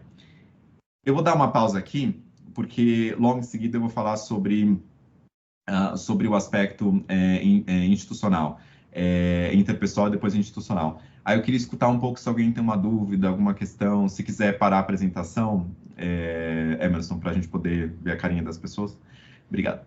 Enfim, fiquem à vontade para levantar a mão. A gente vai dar uns 10 minutinhos aqui para a gente poder ver se pessoas têm uma reação imediata aqui. Não fiquem tímidos. Falei muito, também empolguei muito. Diga, Marcela. Enquanto o pessoal vai perdendo a timidez aí, vou abrir a fila. Mas para trazer um exemplo que eu vejo muito claro assim, na minha vida cotidiana, sabe, Thiago? E você falou aí dos estereótipos, das castas, né, dos locais que devem ser ocupados e tal. E eu digo que eu tenho um fantástico caso da empregada branca, assim. Por um acaso, a babá dos meus filhos, a empregada, pessoa queridíssima, trabalha comigo há 6 anos, é uma mulher branca. E é uma mulher branca, loura, ela tem um perfil diferente da maioria dos empregados domésticos. E as pessoas entram na minha casa e que não conhecem ela, e é muito comum assim. Oi, tudo bem? Vão, abraçam, o que as pessoas normalmente não fazem quando entram e encontram empregado doméstico, não sei o que, conversa, aí daqui a pouco, né, eu apresento, aí as pessoas falam assim, olha, achei que era sua prima. Mas cara, minha prima, assim, tipo, né, eu acho que eu sou branca, nem loura, né? As pessoas que, quando ela leva os meninos na natação e tal, você é a mãe deles, o que você é da Marcela? Assim, é muito difícil para as pessoas conceberem que ela, com aquele perfil, possa trabalhar como babá ou como empregada doméstica, assim. Quantas vezes eu vi, e até algumas pessoas, às vezes mais na inocência, pessoas mais velhas, da família, que já falaram para mim, eu já ouvi a frase, nossa, mas ela não parece empregada doméstica. Porque empregada doméstica está esperado que seja ocupado por uma mulher negra em geral, né? Só um exemplo assim que a gente dá muitas vezes do contrário, mas o que você falou, mesmo pessoas da mesma classe social, a questão da raça as diferencia em muitos privilégios. Ela não tem dificuldades para entrar no clube, nas festas, em locais assim, ela pode se sentir muito à vontade porque é vista como, enfim. É isso, só um exemplo aí que achei que casou bem com as suas explicações. Eu acho que é um exemplo super ilustrativo, né, sobre esse local, né, e até, inclusive, a próxima parte vai falar um pouco sobre o racismo interpessoal, né, que tem muito a ver com... a gente tem o racismo institucional e estrutural, essas 3 categorias, né, interpessoal, individual e estrutural. E o interpessoal é muito comum, a gente tem vários exemplos na nossa própria realidade, né? O interpessoal tem a ver com como que a gente materializa, né, nas nossas relações individuais, entre 2 ou mais pessoas, nas nossas relações cotidianas, a gente materializa estereótipos, né, sobre o local que as pessoas pertencem, né? A Lélia Gonzalez chamava de o local de negro, né, que é brincando com essa frase do Melor Fernandes, né, que não existe racismo no Brasil porque o negro sabe o seu lugar, né? Então, e ela fala, olha, existe um local que é muito difícil você sair, né? E aí, quando você sai dele, são de algumas formas que você sofre, né? Então, eu lembro, para minha mãe, uma pessoa negra, e meu pai, uma pessoa branca. E aí, e a gente morava em casa, né, quando eu cresci. Então, era muito comum alguém bater na porta, né? Hoje não é tanto mais comum, mas as pessoas batiam na porta para vender coisa, para entregar coisa, enfim. E aí, quando batia, eu falava, a dona da casa está lá, está aqui, né? Era sempre a resposta que minha mãe recebia. E minha mãe tinha depois, né, virou advogada e ela se tornou advogada e ela tinha um escritório com meu pai. O nome dos dois estava ali na porta, mas como a mesa dela era a primeira no escritório, sempre quando a pessoa entrava, achava que ela era uma secretária, né? Então, esse local o local que você pertence. E aí, uma das formas que você sai disso, e eu já escutei isso da Jamila Ribeiro, já escutei isso da Ursula Burns, que era a CEO da Xerox, ela deu uma entrevista muito boa, que ela falava assim, eu era CEO da Xerox, uma mulher negra, mas toda vez que as pessoas iam falar comigo, elas ficavam meio desconfortáveis que eu estava presente naquele espaço, então elas falavam toda hora assim, nossa, Úrsula, como você é maravilhosa, como que você é excepcional, nossa, como você é fantástica. E aí eu lembro, também a Jamila já falou disso, sobre, olha, você só pode estar nesse espaço se você está nessa condição de quase uma deusa, né? Que é algo para dizer o seguinte, tá bom, posso até aceitar que você saia do local que a sociedade pressupõe que você estaria, mas só se você for tão excepcional para você ocupar esse espaço. E ninguém, claro, fala para um homem branco assim, olha, você é tão excepcional para estar nesse local de gerência, né? Quase como a pessoa já nasce como gerente. Inclusive, é muito comum, e eu trabalho muito com empresas, é muito comum você ter pessoas negras em posição de liderança, que elas são constantemente respeitadas por seus subordinados, que são brancos, né? Porque não é só sobre a hierarquia que você tem no seu nome, né? Ou eu mesmo, por exemplo, muitas vezes respeitado pelos próprios alunos, né? Porque não é só sobre a questão da hierarquia institucional, né? É muito mais, muitas vezes, sobre uma questão de raças, uma questão de classe, uma questão de gênero. Então, enfim, tem vários outros elementos ali que são interessantes para a gente poder pensar. Vamos fazer uma bateria para escutar vocês. Então, a Luna, depois José, depois Wagner. Primeiro, obrigada pelas suas falas, Thiago. Está sendo muito enriquecedor, né? Tudo que você está trazendo. Você que achou, né? A mão invisível. Fiquei pensando naquilo, porque outro dia eu li uma definição sobre essa questão do pacto da branquitude, né? Dos privilégios. E falou que, assim, não é porque você é branco que sua vida é fácil, mas quer dizer que você não tem dificuldade só porque você tem essa cor. Isso mexeu demais comigo, e logo depois eu vivi uma coisa que eu achei que é legal relatar como exemplo, que eu sou branca, e meus filhos também são brancos. E aí nosso carro estragou no meio da rua, meu marido foi buscar a gasolina lá para colocar, e a gente ficou na frente de um mercado, que tinha tipo um deckzinho, a gente estava super desarrumado, meus filhos estavam descalços, com a roupa toda suja, a gente estava voltando de uma pracinha. E eles começaram a entrar no supermercado, tinha umas caixas para usar, e eles começaram a brincar com aquelas caixas, como se estivesse em casa, assim. E minha filha tinha 2 anos, na época, tem 2 anos, e ela entrou no supermercado, correndo e voltou. Meu filho foi atrás e voltou. Quando eu vi, eles tinham roubado um Kinder Ovo. Roubado não, né? Ele não sabia, ela não sabia nem o que ia roubar ela. Assim, então a gente pegou um Kinder Ovo, ninguém falou nada, ninguém nem viu eles entrando e saindo. E tinha uma pessoa pedindo na rua, assim. E aquilo mexeu demais comigo, porque assim, eu peguei o Kinder Ovo, devolvi, ninguém falou nada, também não justifiquei, e fiquei pensando como é que isso é um privilégio, não só pela situação, que foi pontual, né? Mas por não ter que tolir meus filhos disso, de uma liberdade de entrar e sair. Então, assim, aquilo mexeu demais comigo. Eu acho que quando a gente fala desse racismo mais profundo ainda, vai além, né? Vai dessa liberdade. Então, isso dentro de um contexto de meritocracia, só deles não terem que pensar nisso o tempo todo, deles poderem ir e vir, sem ter que se tolir dessa liberdade, isso é um privilégio incalculável, não tem como falar sobre isso, né? Então, acho que a gente já parte de um lugar muito confortável, né? Ao mesmo tempo, para quando a gente começa a ter consciência, se torna um desconforto, que é o que você falou, né? Mais um sentido não de culpa, mas de obrigação de tentar trazer uma mudança nesses ambientes, assim.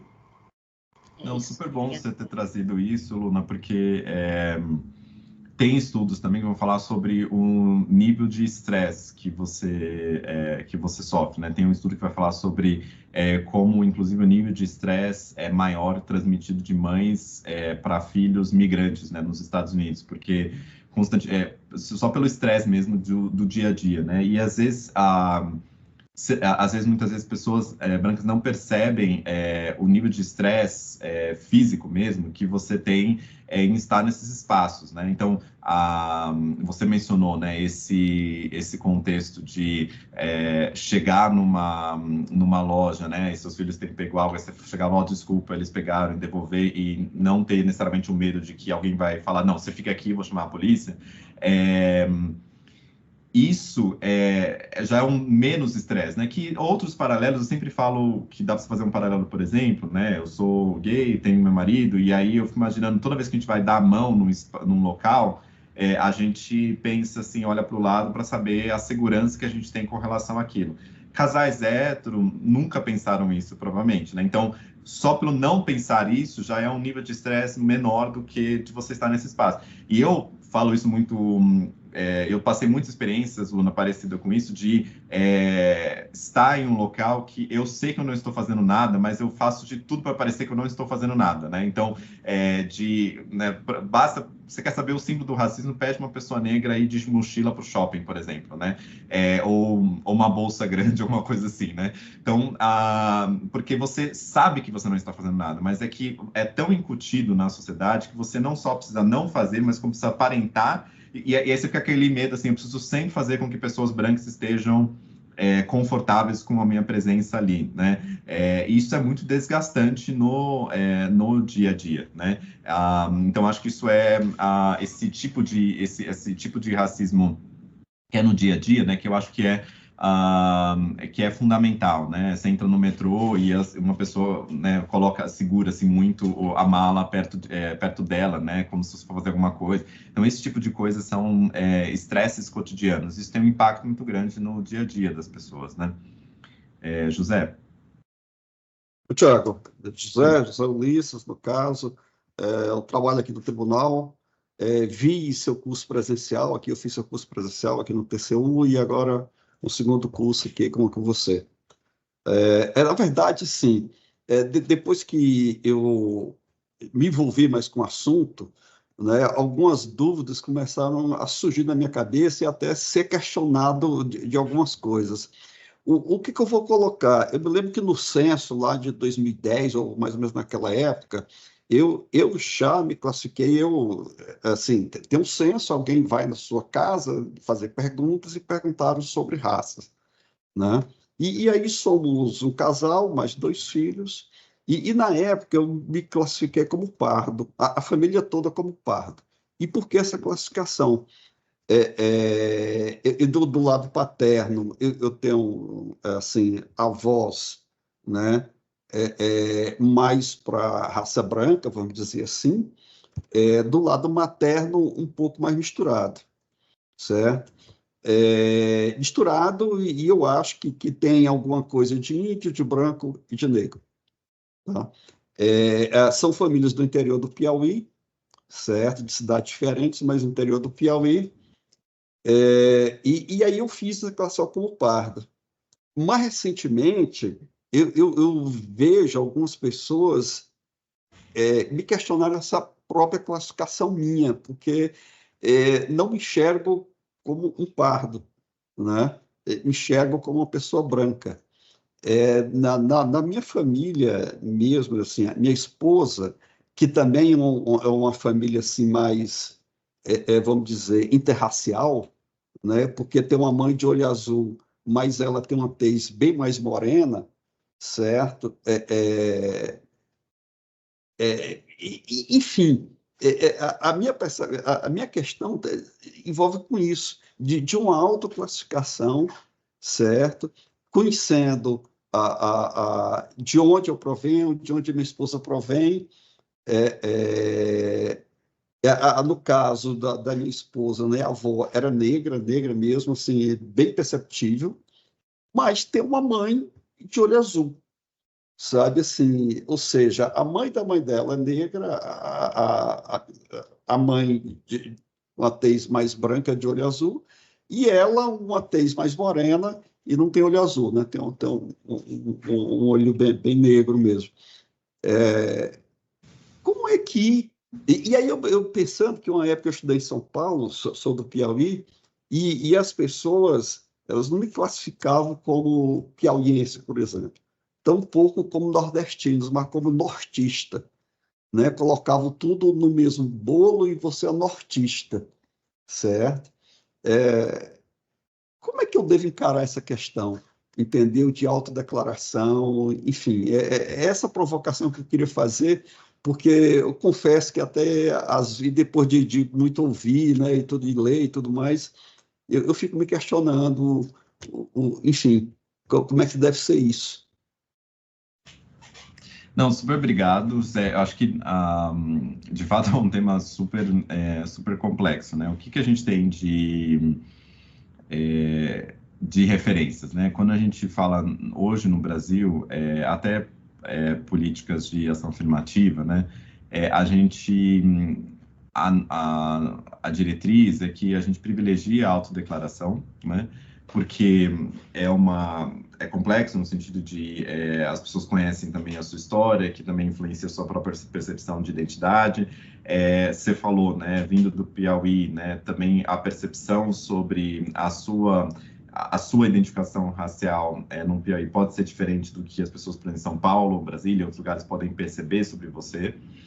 É muito comum, por exemplo, que pessoas do Nordeste brancas, mas que têm uma parte de família negra na sua história, na sua família, venha para o Sul e para o Sudeste e seja discriminado enquanto nordestino, né? E aí tem uma racialização também de pessoas nordestinas, que é algo específico também no contexto brasileiro, né? Meu pai, por exemplo, mesmo é um homem branco, mas que é baiano e tem cabelo afro, então tem essa complexidade nesse sentido. E aí, primeiro se olha a questão da autodeclaração. Outras tentativas que foram feitas também é de começar a discutir sobre como também o processo de autodeclaração e de autoidentificação, ele também pode se informar de como as pessoas te percebem na sociedade, né? Não é claro dizer que você simplesmente tem que... tudo depende como as pessoas te percebem, porque também tem uma parte de autopercepção. Mas entender a autodeclaração e a autoidentificação não só como a gente se vê, mas também se informar de uma leitura social de como que as pessoas, no contexto onde nós estamos, que pode ser diferente dependendo de onde nós estamos, te leem na sociedade, né? Então, para dar um exemplo, eu não me esqueci quando eu estava lá no doutorado na Europa, e aí o meu colega de sala tinha dois colegas de sala, um nigeriano, negro, e um indiano, né?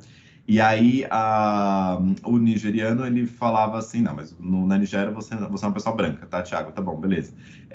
E aí o indiano, eu falava, então nós como pessoas de cor, né, porque lá ali como seriam pessoas não brancas, e aí o indiano olhar para mim, não, eu sou de uma casta e de uma privilegiado da Índia, eu sou rico, então a gente não é do mesmo pote, Thiago. Então, a percepção de que, dependendo de onde... E aí, para nós três, naquele contexto europeu, na Hungria, nós eram não brancos, né? Então, a percepção também pode ser diferente, e a leitura social pode ser diferente, dependendo de onde nós estamos, né? E também pensar que tudo isso é informado também socialmente, porque como raça não existe biologicamente, a gente também tem que fazer uma leitura social sobre essas percepções, né? Então, quando a gente fala na autodeclaração, a gente inclui uma autopercepção, a gente inclui uma percepção sobre como que as pessoas te percebem na sociedade. Algumas ações afirmativas já tentaram perguntar para as pessoas se elas já sofreram, né, preconceito ou discriminação racial.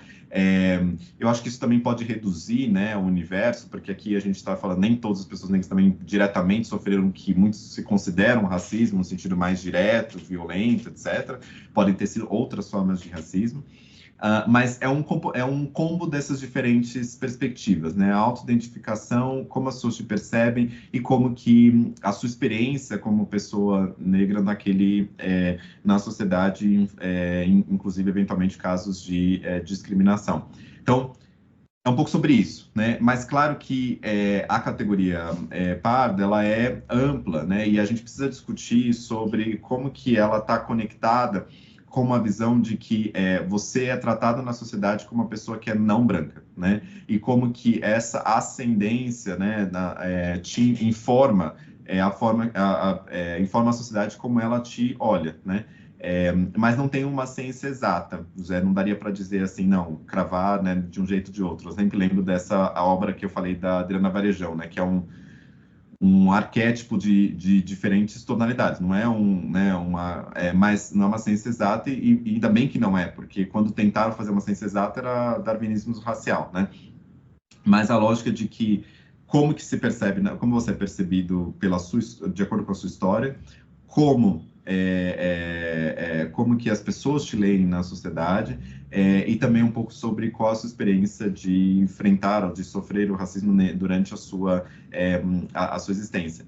Tem muita gente, por exemplo, que se declara, se descobre negra, né? Tem um livro da Bianca Santana, né, que também fala sobre isso, né, sobre descobrir negro. E tem um livro da Neuza Souza que fala Tornar-se Negro, que é justamente sobre esse processo de conhecimento, de autoidentificação como uma pessoa negra, e que muitas vezes começa por você olhar a sua própria história e perceber como que muitas vezes a questão racial estava embutida ali na forma que as pessoas te liam, né? É um pouco a resposta que eu posso te dar, mas eu acho que não é uma ciência exata, e acho que ainda bem que não é uma ciência exata nesse sentido. Wagner e Francisca. Vamos pegar dois e aí depois a gente, só para avançar um pouquinho, Wagner e depois Francisca. Bom, são dois tópicos. O primeiro seria sobre a bibliografia. O senhor comentou que vai liberar ela somente no último momento, né, do curso. Então, se houvesse como antecipar, seria interessante. E a segundo ponto de intervenção é realmente a educação como mobilidade social, né?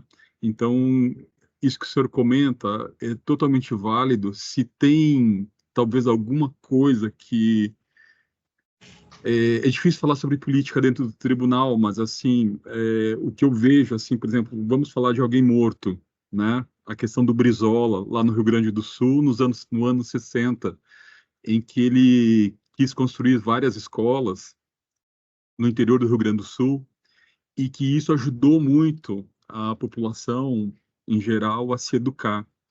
E aí a escola, porque as escolas estavam mais capilarizadas, né? Então essa visão de Estado mínimo, de alguma forma, ela impede novamente essa possibilidade de ascensão social, né? Ah, não, então todo mundo tem faculdade, mas é faculdade EAD, e é uma faculdade EAD fraquinha, é diferente de uma universidade federal, é diferente, eu não sei, posso estar sendo muito antigo, muito antiquado ao estar falando isso, né? Mas a questão do EAD hoje é uma questão muito complicada, porque o ambiente universitário tem os prós, os contras, ele tem os custos, mas tem o professor que está ali, tem as interações, tem toda uma riqueza de universidade, tem uma riqueza de contato humano, né?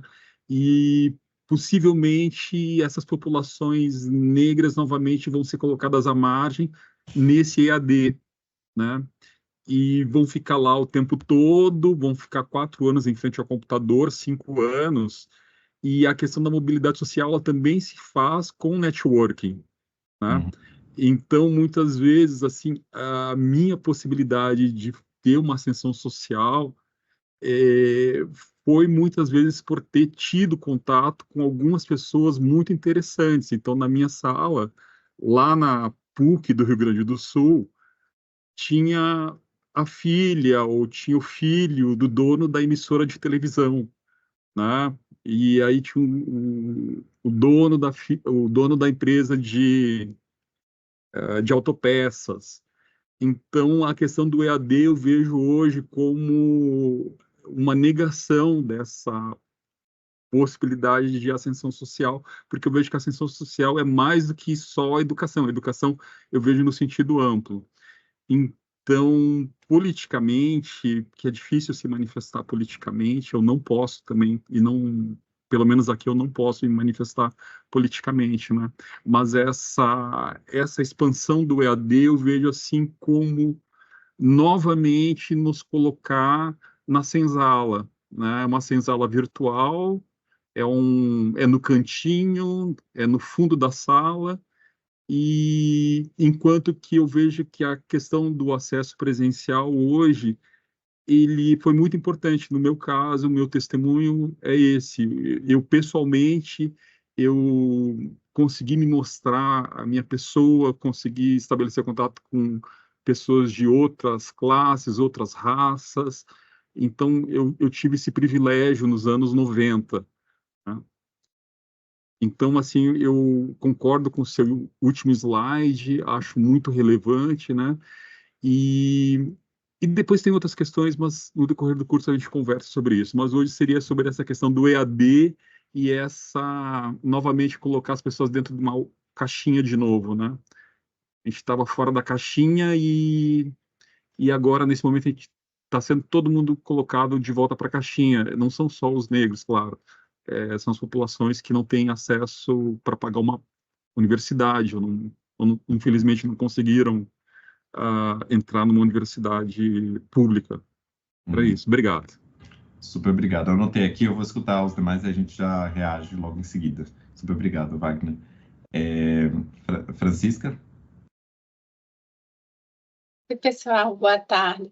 Eu fiquei questionando aqui, me perguntando também, até quando o Ulisses falou, eu fiquei questionando, como que eu escuto muito eu sou branca, das mais brancas que nem, né, mas eu sempre gostei desses temas, e aí eu fico escutando umas questões assim.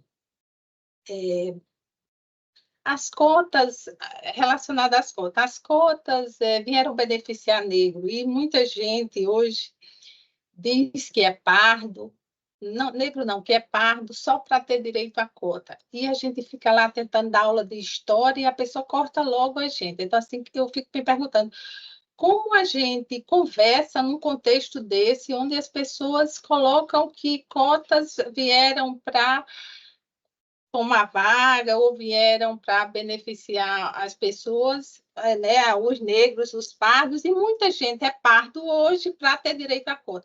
E ainda sai citando exemplo. Fulano era meu colega Eu também tenho colegas que eram brancos quando eu estudava e hoje eles são pardos, eles eram brancos, mas tem esse processo da pessoa começar a se reconhecer como pardo, como a sociedade vê, mas é difícil a gente conversar nesse contexto, sabe? Quando a gente está, tipo, meus colegas do ginásio do segundo grau, né, da minha época, que era assim que chamava, eles eram todos brancos. Hoje tem eu e mais uns 4 brancos, o resto virou tudo pardo, e o pessoal fica difícil de entender que realmente eles viraram pardo por os filhos serem cotistas. Não por isso, né? Mas porque realmente eles são pardos e muitos não são. Então, essa é uma questão. A outra questão que eu fico vendo é como se conversa também, quando você encontra no elevador, alguém diz, as cotas vieram para acabar com a vida dos jovens. Tem muito essa dos jovens brancos, né? Esses que têm os privilégios, e eu estou dizendo isso porque o meu vizinho fez essa pergunta para mim, e eu disse, não, está tudo certo as cotas, a minha filha realmente não é cotista, e eu não penso assim das cotas. Ele encerrou a conversa. Um outro ponto, para a gente adiantar, o último slide lá da educação, partindo desse pressuposto que a educação poderia mudar, não sei se muda 100%, a gente vê que o ensino fundamental, que poderia começar até a ensinar a história, né, a história afro, que é aquela lei 10.639 lá, que não, tem até pesquisa, né, do GLE10 lá, que mostra que as secretarias de educação não fazem nada para implantar aquilo ali. Então, como que aquele menino ele vira pardo, mas ele não sabe nada do que é ser pardo, as escolas não fazem nada, a educação não muda nada. Como que a gente faz? O que se faz para que isso realmente a gente não fique? Porque eu tenho a impressão que a gente fala mais para os doutrinados já, para isso chegar lá no meu filho, que tem 11 anos, e ele não sabe nada disso. Eu perguntei, tem alguém negro na sua escola? Ele diz, não, ninguém, sai caçando. Até que ele diz, fulano, ele disse, esse aí é o porteiro. Aí, então, assim, quem é o porteiro? É como lá no tribunal, eu trabalho no Rio Grande do Norte, e eu disse assim, eu cheguei lá fazendo discurso, fazia muito tempo que eu não ia lá, que eu faço teletrabalho, e um colega disse, mas esse besteira aqui tem negro. Eu disse, quem são os negros? Naidinha e Salete. Quem é Naidinha de Salete? É uma que serve o café e a outra que é a SG. Então, tipo assim, como conversar? Eu estou dizendo assim, como se conversar nesse contexto onde as pessoas acham que isso é coisa de, tipo assim, de militante, sinceramente, acham que é coisa de militante, e dizem até, assim, pejorativamente mesmo que é isso. Uma última questão que eu vou colocar, eu tenho cabelo cacheado e eu sempre me disseram que eu tinha o cabelo ruim. E eu vim entender há bem pouco tempo que eu tinha um cabelo ruim porque lembrava o cabelo do preto. E meu filho é mais moreno do que eu, um pouquinho, ele tem aquele cabelo black tie desse tamanho. E eu vejo, apesar de ele ser branco, ele tem questões do negro porque o cabelo dele lembra o negro, sabe? Ele chega todo dia com a confusão, o menino bota lápis no cabelo dele, mexe no cabelo dele, diz que o cabelo dele parece com não sei quem. Então, assim, eu vejo que até se você é branco e tem alguma coisa do negro, né, a gente passa a incorporar isso. E eu fiquei vendo que ele estuda numa escola que só tem branco, e se um dia você sair, estiver dentro de um carro, tiver alguma coisa errada, você é adolescente, mesmo que você não seja a pessoa que fez a coisa errada, o policial vai saber quem é o preto aí, ou quem foi que fez a coisa errada. Você, porque tem um cabelo, apesar de ser branco, tem um cabelo. Então, eu comecei a pensar isso, e ter medo do meu filho sair à noite, num carro, com um bocado de adolescente branco. Então, essas questões, assim, faz a gente refletir que qualquer coisa, qualquer traço que a gente tenha que lembre o negro, né, o preto ou o pardo, faz com que a gente tenha medo. O que é isso? Então, assim, como a gente vive nesse contexto e como se conversa?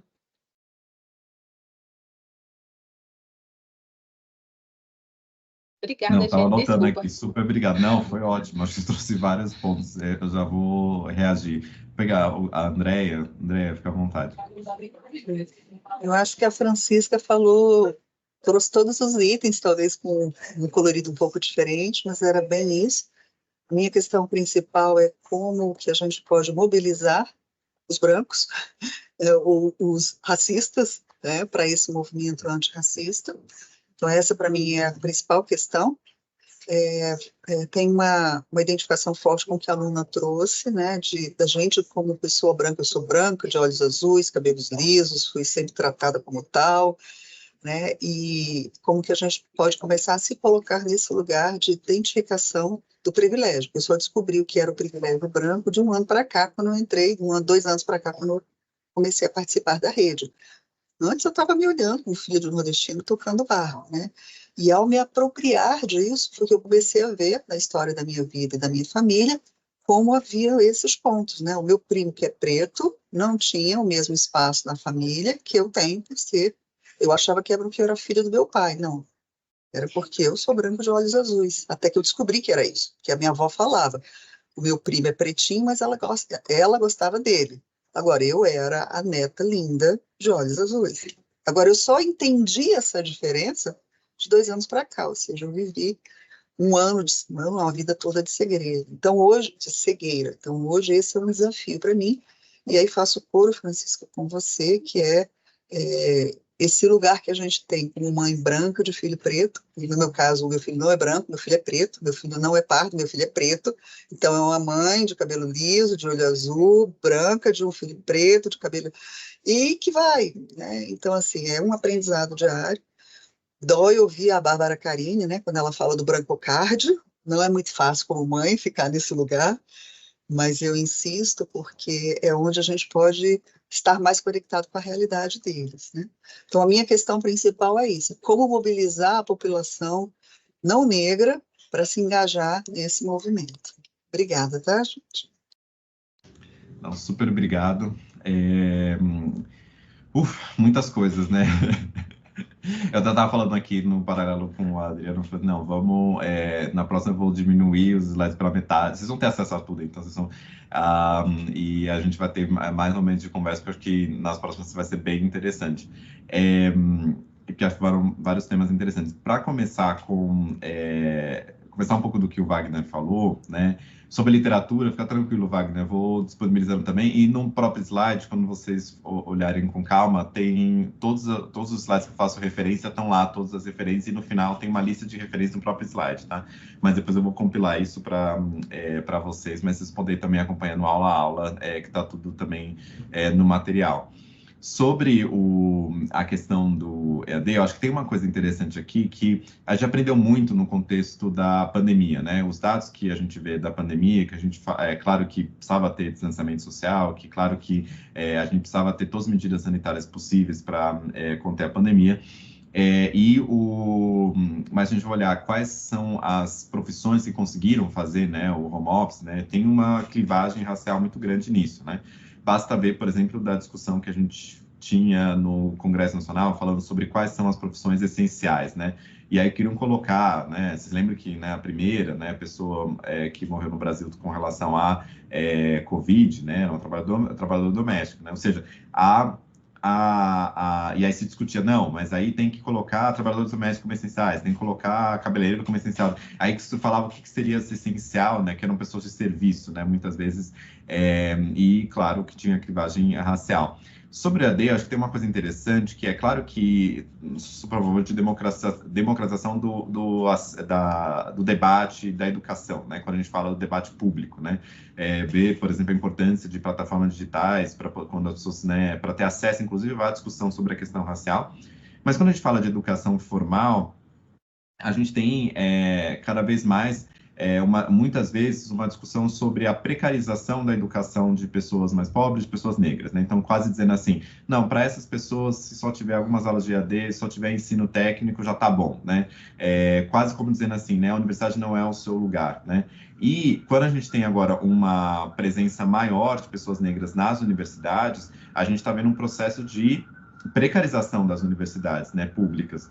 Quando a gente olha a precarização das bolsas de pesquisa, né, dos acessos a recursos, dos recursos de manutenção, né, hoje, agora quando a gente teve a atualização da lei de cotas nas universidades, você teve uma discussão sobre, a gente precisa ter política de permanência, né, isso foi incluído também na lei de cotas das universidades, porque não basta as pessoas entrarem. Então, não é por acaso que a gente tem um processo de deterioração da universidade pública, né? Ao mesmo tempo que a gente tem uma maior presença de pessoas negras, de pessoas mais pobres nas universidades públicas, né? Eu vi, por exemplo, eu fui há pouco tempo na conferência que os alunos brasileiros fazem em Harvard, e fiquei muito chocado, porque eu achei que a conferência era feita basicamente por alunos de mestrado e doutorado, mas não, eram alunos de graduação brasileiros, né? E aí me deu uma pulga atrás da orelha de falar, será que a elite, né, a alta elite brasileira está mandando seus filhos para estudar fora do Brasil, né, até na graduação, quase como dizendo assim, né, a universidade já não é o seu lugar aqui no Brasil, né? Acho que é algo para a gente poder pensar sobre essa criação de hierarquias, né, que a gente vê, inclusive, no processo de educação. Por isso que eu sempre penso que pessoas negras têm que reivindicar estar em todos os espaços, né, inclusive pensar como que na universidade, lutar por uma universidade pública de qualidade e tudo mais nesse sentido, né. E aí tem uma questão que a Francisca trouxe, né, sobre a questão do processo de identificação, inclusive de ações afirmativas, né, sobre a retórica das ações afirmativas. E é muito interessante como que a gente tem um descolamento entre a realidade e a percepção das pessoas, né? Porque quando a gente olha como o sistema de ação afirmativa nas universidades funciona, você tem a garantia de 50%, metade, primeiro é o recorte socioeconômico, né, para começar, né, porque a gente tem o recorte de escola pública e o recorte de baixa renda, e a presença de pessoas negras, ela é proporcional à presença de pessoas negras na população, né? Então, por exemplo, uma pessoa branca, pobre, né, ela pode concorrer na ampla concorrência, ela pode concorrer agora, por exemplo, na atualização da lei de cotas, você pode concorrer tanto se você, por exemplo, prestou um vestibular e que você é uma pessoa branca, pobre, que você está prestando sobre a cota social que tem dentro da cota racial, né, ser uma pessoa que estuda de baixa renda ou uma pessoa que estudou em escola pública, e se você obter uma porcentagem que poderia te dar uma entrada na ampla concorrência, você entra pela ampla concorrência e mais pessoas pobres entram pela cota, né? Ou seja, também é uma cota para brancos pobres, mas as pessoas não falam isso. Porque fica nesse estigma de que não, na verdade, só basta ser negro. Eu, por exemplo, estudei a vida inteira em escola particular. eu não poderia prestar uma escola, uma cota, se eu fosse prestar de novo vestibular na faculdade, né? Porque eu não entro na baixa renda, não estudei em escola pública e pronto, eu não entro. Então, não existe uma cota só de pessoas negras, né? Independentemente da sua renda. E aí tem muita mistificação, muito mito com relação a isso. Tem até uma entrevista, se der um Google, vocês vão achar, da Márcia Lima, né? Que é um professor da USP e que agora está no Ministério de Igualdade Racial, e a pessoa que lidera a discussão sobre as cotas, tanto no serviço público quanto que agora está sendo discutida, né? Teve a aprovação no CCJ do Senado agora, e também liderou o processo de revisão da lei de cotas nas universidades. E aí ela fala, né, de que é um mito a gente não achar que as cotas, na verdade, beneficiam também brancos pobres, né? E acho que é importante a gente olhar para esse processo. E aí eu acho que... e aí você perguntou, né, como que a gente conversa, né, com as pessoas que às vezes têm uma resistência com relação a isso, né? Tem um livro americano que eu acho que é muito legal, que se chama... ainda não tem a tradução em português, mas que se chama Morrendo de Branquitude, o Dying of Whiteness, que é muito interessante porque eles vão analisar cidades nos Estados Unidos onde onde políticas de ação afirmativa para pessoas negras foi desmantelado, né, foram destruídas. E aí ele vai mostrar que nessas cidades você teve precarização dos serviços públicos, você teve diminuição das políticas públicas para todas as pessoas, né? Ou seja, acho que uma conversa que a gente precisa ter ações afirmativas, ou ter políticas, ou falar sobre o tema da questão racial, etc., é bom para todas as pessoas, né? Quando você tem uma ação afirmativa nas universidades, é bom para todas as pessoas, porque você também tem ações afirmativas para brancos mais pobres, porque você democratiza a universidade, porque você tem mais pessoas você vai ter na sociedade mais médicos, mais advogados, mais próximos das pessoas. Tem estudos que vão mostrar que pessoas que vêm de locais mais pobres, de territórios negros, conseguem pensar em políticas públicas sociais mais eficientes para a população como um todo. Então, tem uma série de coisas que a gente pode pensar que beneficiam todas as pessoas, né? E aí eu acho que tem a ver com o que a Cida Bento fala, de que existe um certo remorso, que a resistência tem a ver com remorso, que aí eu entro um pouco no que a Andrea falou, de como que a gente convence pessoas brancas, né? Porque muitas vezes a resistência de pessoas brancas putz, será que eu vou perder o meu lugar? Uma vez eu estava numa palestra que a pessoa literalmente disse isso, falou assim, mas não tem tantas vagas na minha universidade, na minha empresa. Se eu abrir mais vagas contratando mulheres negras, e eu vou perder o meu emprego? Aí minha resposta foi para a pessoa falar, não é que você vai perder seu emprego, você vai criar uma instituição mais diversa. Agora, se você for um mau empregado, você vai perder seu emprego, eu falei para a pessoa. Ou seja, dessa ideia de que esse processo de resistência, e a Cida Bento fala muito disso, tem a ver muitas vezes com um certo remorso da diversidade. Eu não quero fazer parte da diversidade, né? Porque eu tenho medo também de, será que eu vou mudar o meu espaço, meu espaço? E aí eu acho que se a gente conseguir ter algumas estratégias, e até tem um livro que depois eu passo, mas que foi também a participação da Cida Bento, e eu participei também, que é o Branco na Luta Antirracista, que foi publicado pelo Ibirapitanga, e que fala muito, André, sobre esse papel do branco na luta antirracista, né? E aí a Cida Bento, a Robin DiAngelo, que foram duas pessoas que a gente acabou entrevistando, o livro ele é uma transcrição da entrevista, mas se vocês estarem no Google, Cida Bento, Thiago, vocês vão achar o vídeo da gente conversando, é bem legal. E aí, ali a gente falou muito sobre estratégia de ter pessoas brancas, né, nessa luta. E acho que uma coisa é sobre o conhecimento sobre o seu próprio pertencimento na sociedade, né, que tem sobre a consciência do privilégio. E segundo, eu acho que tem a ver com transformar o privilégio em responsabilidade, né? Ou seja, a gente pensar que... Porque muitas vezes a gente também fica nessa coisa de culpa, sabe? Assim, olha, coitado de mim, eu tenho privilégio. Só escutei muitas pessoas falarem isso, mas nossa, eu sou um homem branco heterossexual, meu Deus, coitado de mim. E que é uma coisa de você transformar a discussão de novo sobre você, né? E aí você fala, não, calma, transforma seu privilégio em responsabilidade. O que eu consigo efetivamente mudar na sociedade a partir de alguns privilégios que eu possa ter? Por exemplo, uma mãe branca que tem um filho negro, é fundamental a perspectiva que ela tem de trazer a sua mobilização, falar sobre a questão racial, mesmo não sendo uma pessoa negra, mas que ela consegue ver isso na pele, né? Basta ver agora a discussão sobre o colégio, né, da Samara Filippo, né? E essa discussão de você usar o potencial que você tem e os acessos que você tem para pautar essa questão é algo fundamental, né? E também eu acho que o que eu estava falando antes, que é de você entender que, na verdade, beneficia todas as pessoas, né? Não é a ideia de a gente construir uma competição, mas, na verdade, a gente pensar que isso beneficia e democratiza o acesso para todas as pessoas, né? E eu queria pegar uma coisa que a Francisca falou que eu acho que é interessante, que é no racismo interpessoal, a gente tem vários estereótipos, né, sobre negritude local de pessoas negras, e que passam por vários aspectos, né? Por exemplo, um amigo meu branco falou assim, mas eu estava no metrô e muitas pessoas negras não usam, né, desodorante, né, coisa assim, que tem o estereótipo da limpeza, né, ou o estereótipo da sujeira, né, com relação ao cabelo, né, como você falou, o seu cabelo é desarrumado, é desajeitado, é diferente, e que mesmo sendo uma pessoa branca, você escuta às vezes isso porque é a referência que a pessoa tem de uma pessoa negra, né?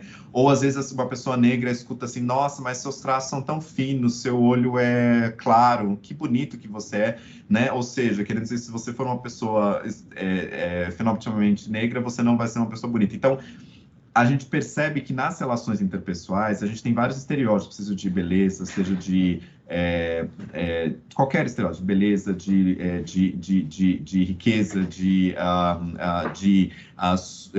limpeza, qualquer outros que, na verdade, são referências para a hierarquização. E é tudo sobre a hierarquização das diferentes pessoas a partir das questões raciais, né? E aqui eu paro por aqui, Marcelo. Como disse os americanos, eu tenho um hard stop, não tenho que parar às 16, porque eu tenho uma coisa logo em seguida. Mas super obrigado e estou muito ansioso para a gente poder continuar, porque eu acho que a gente vai conseguir dialogar bastante e prometo também reservar bastante espaço para a gente poder dialogar.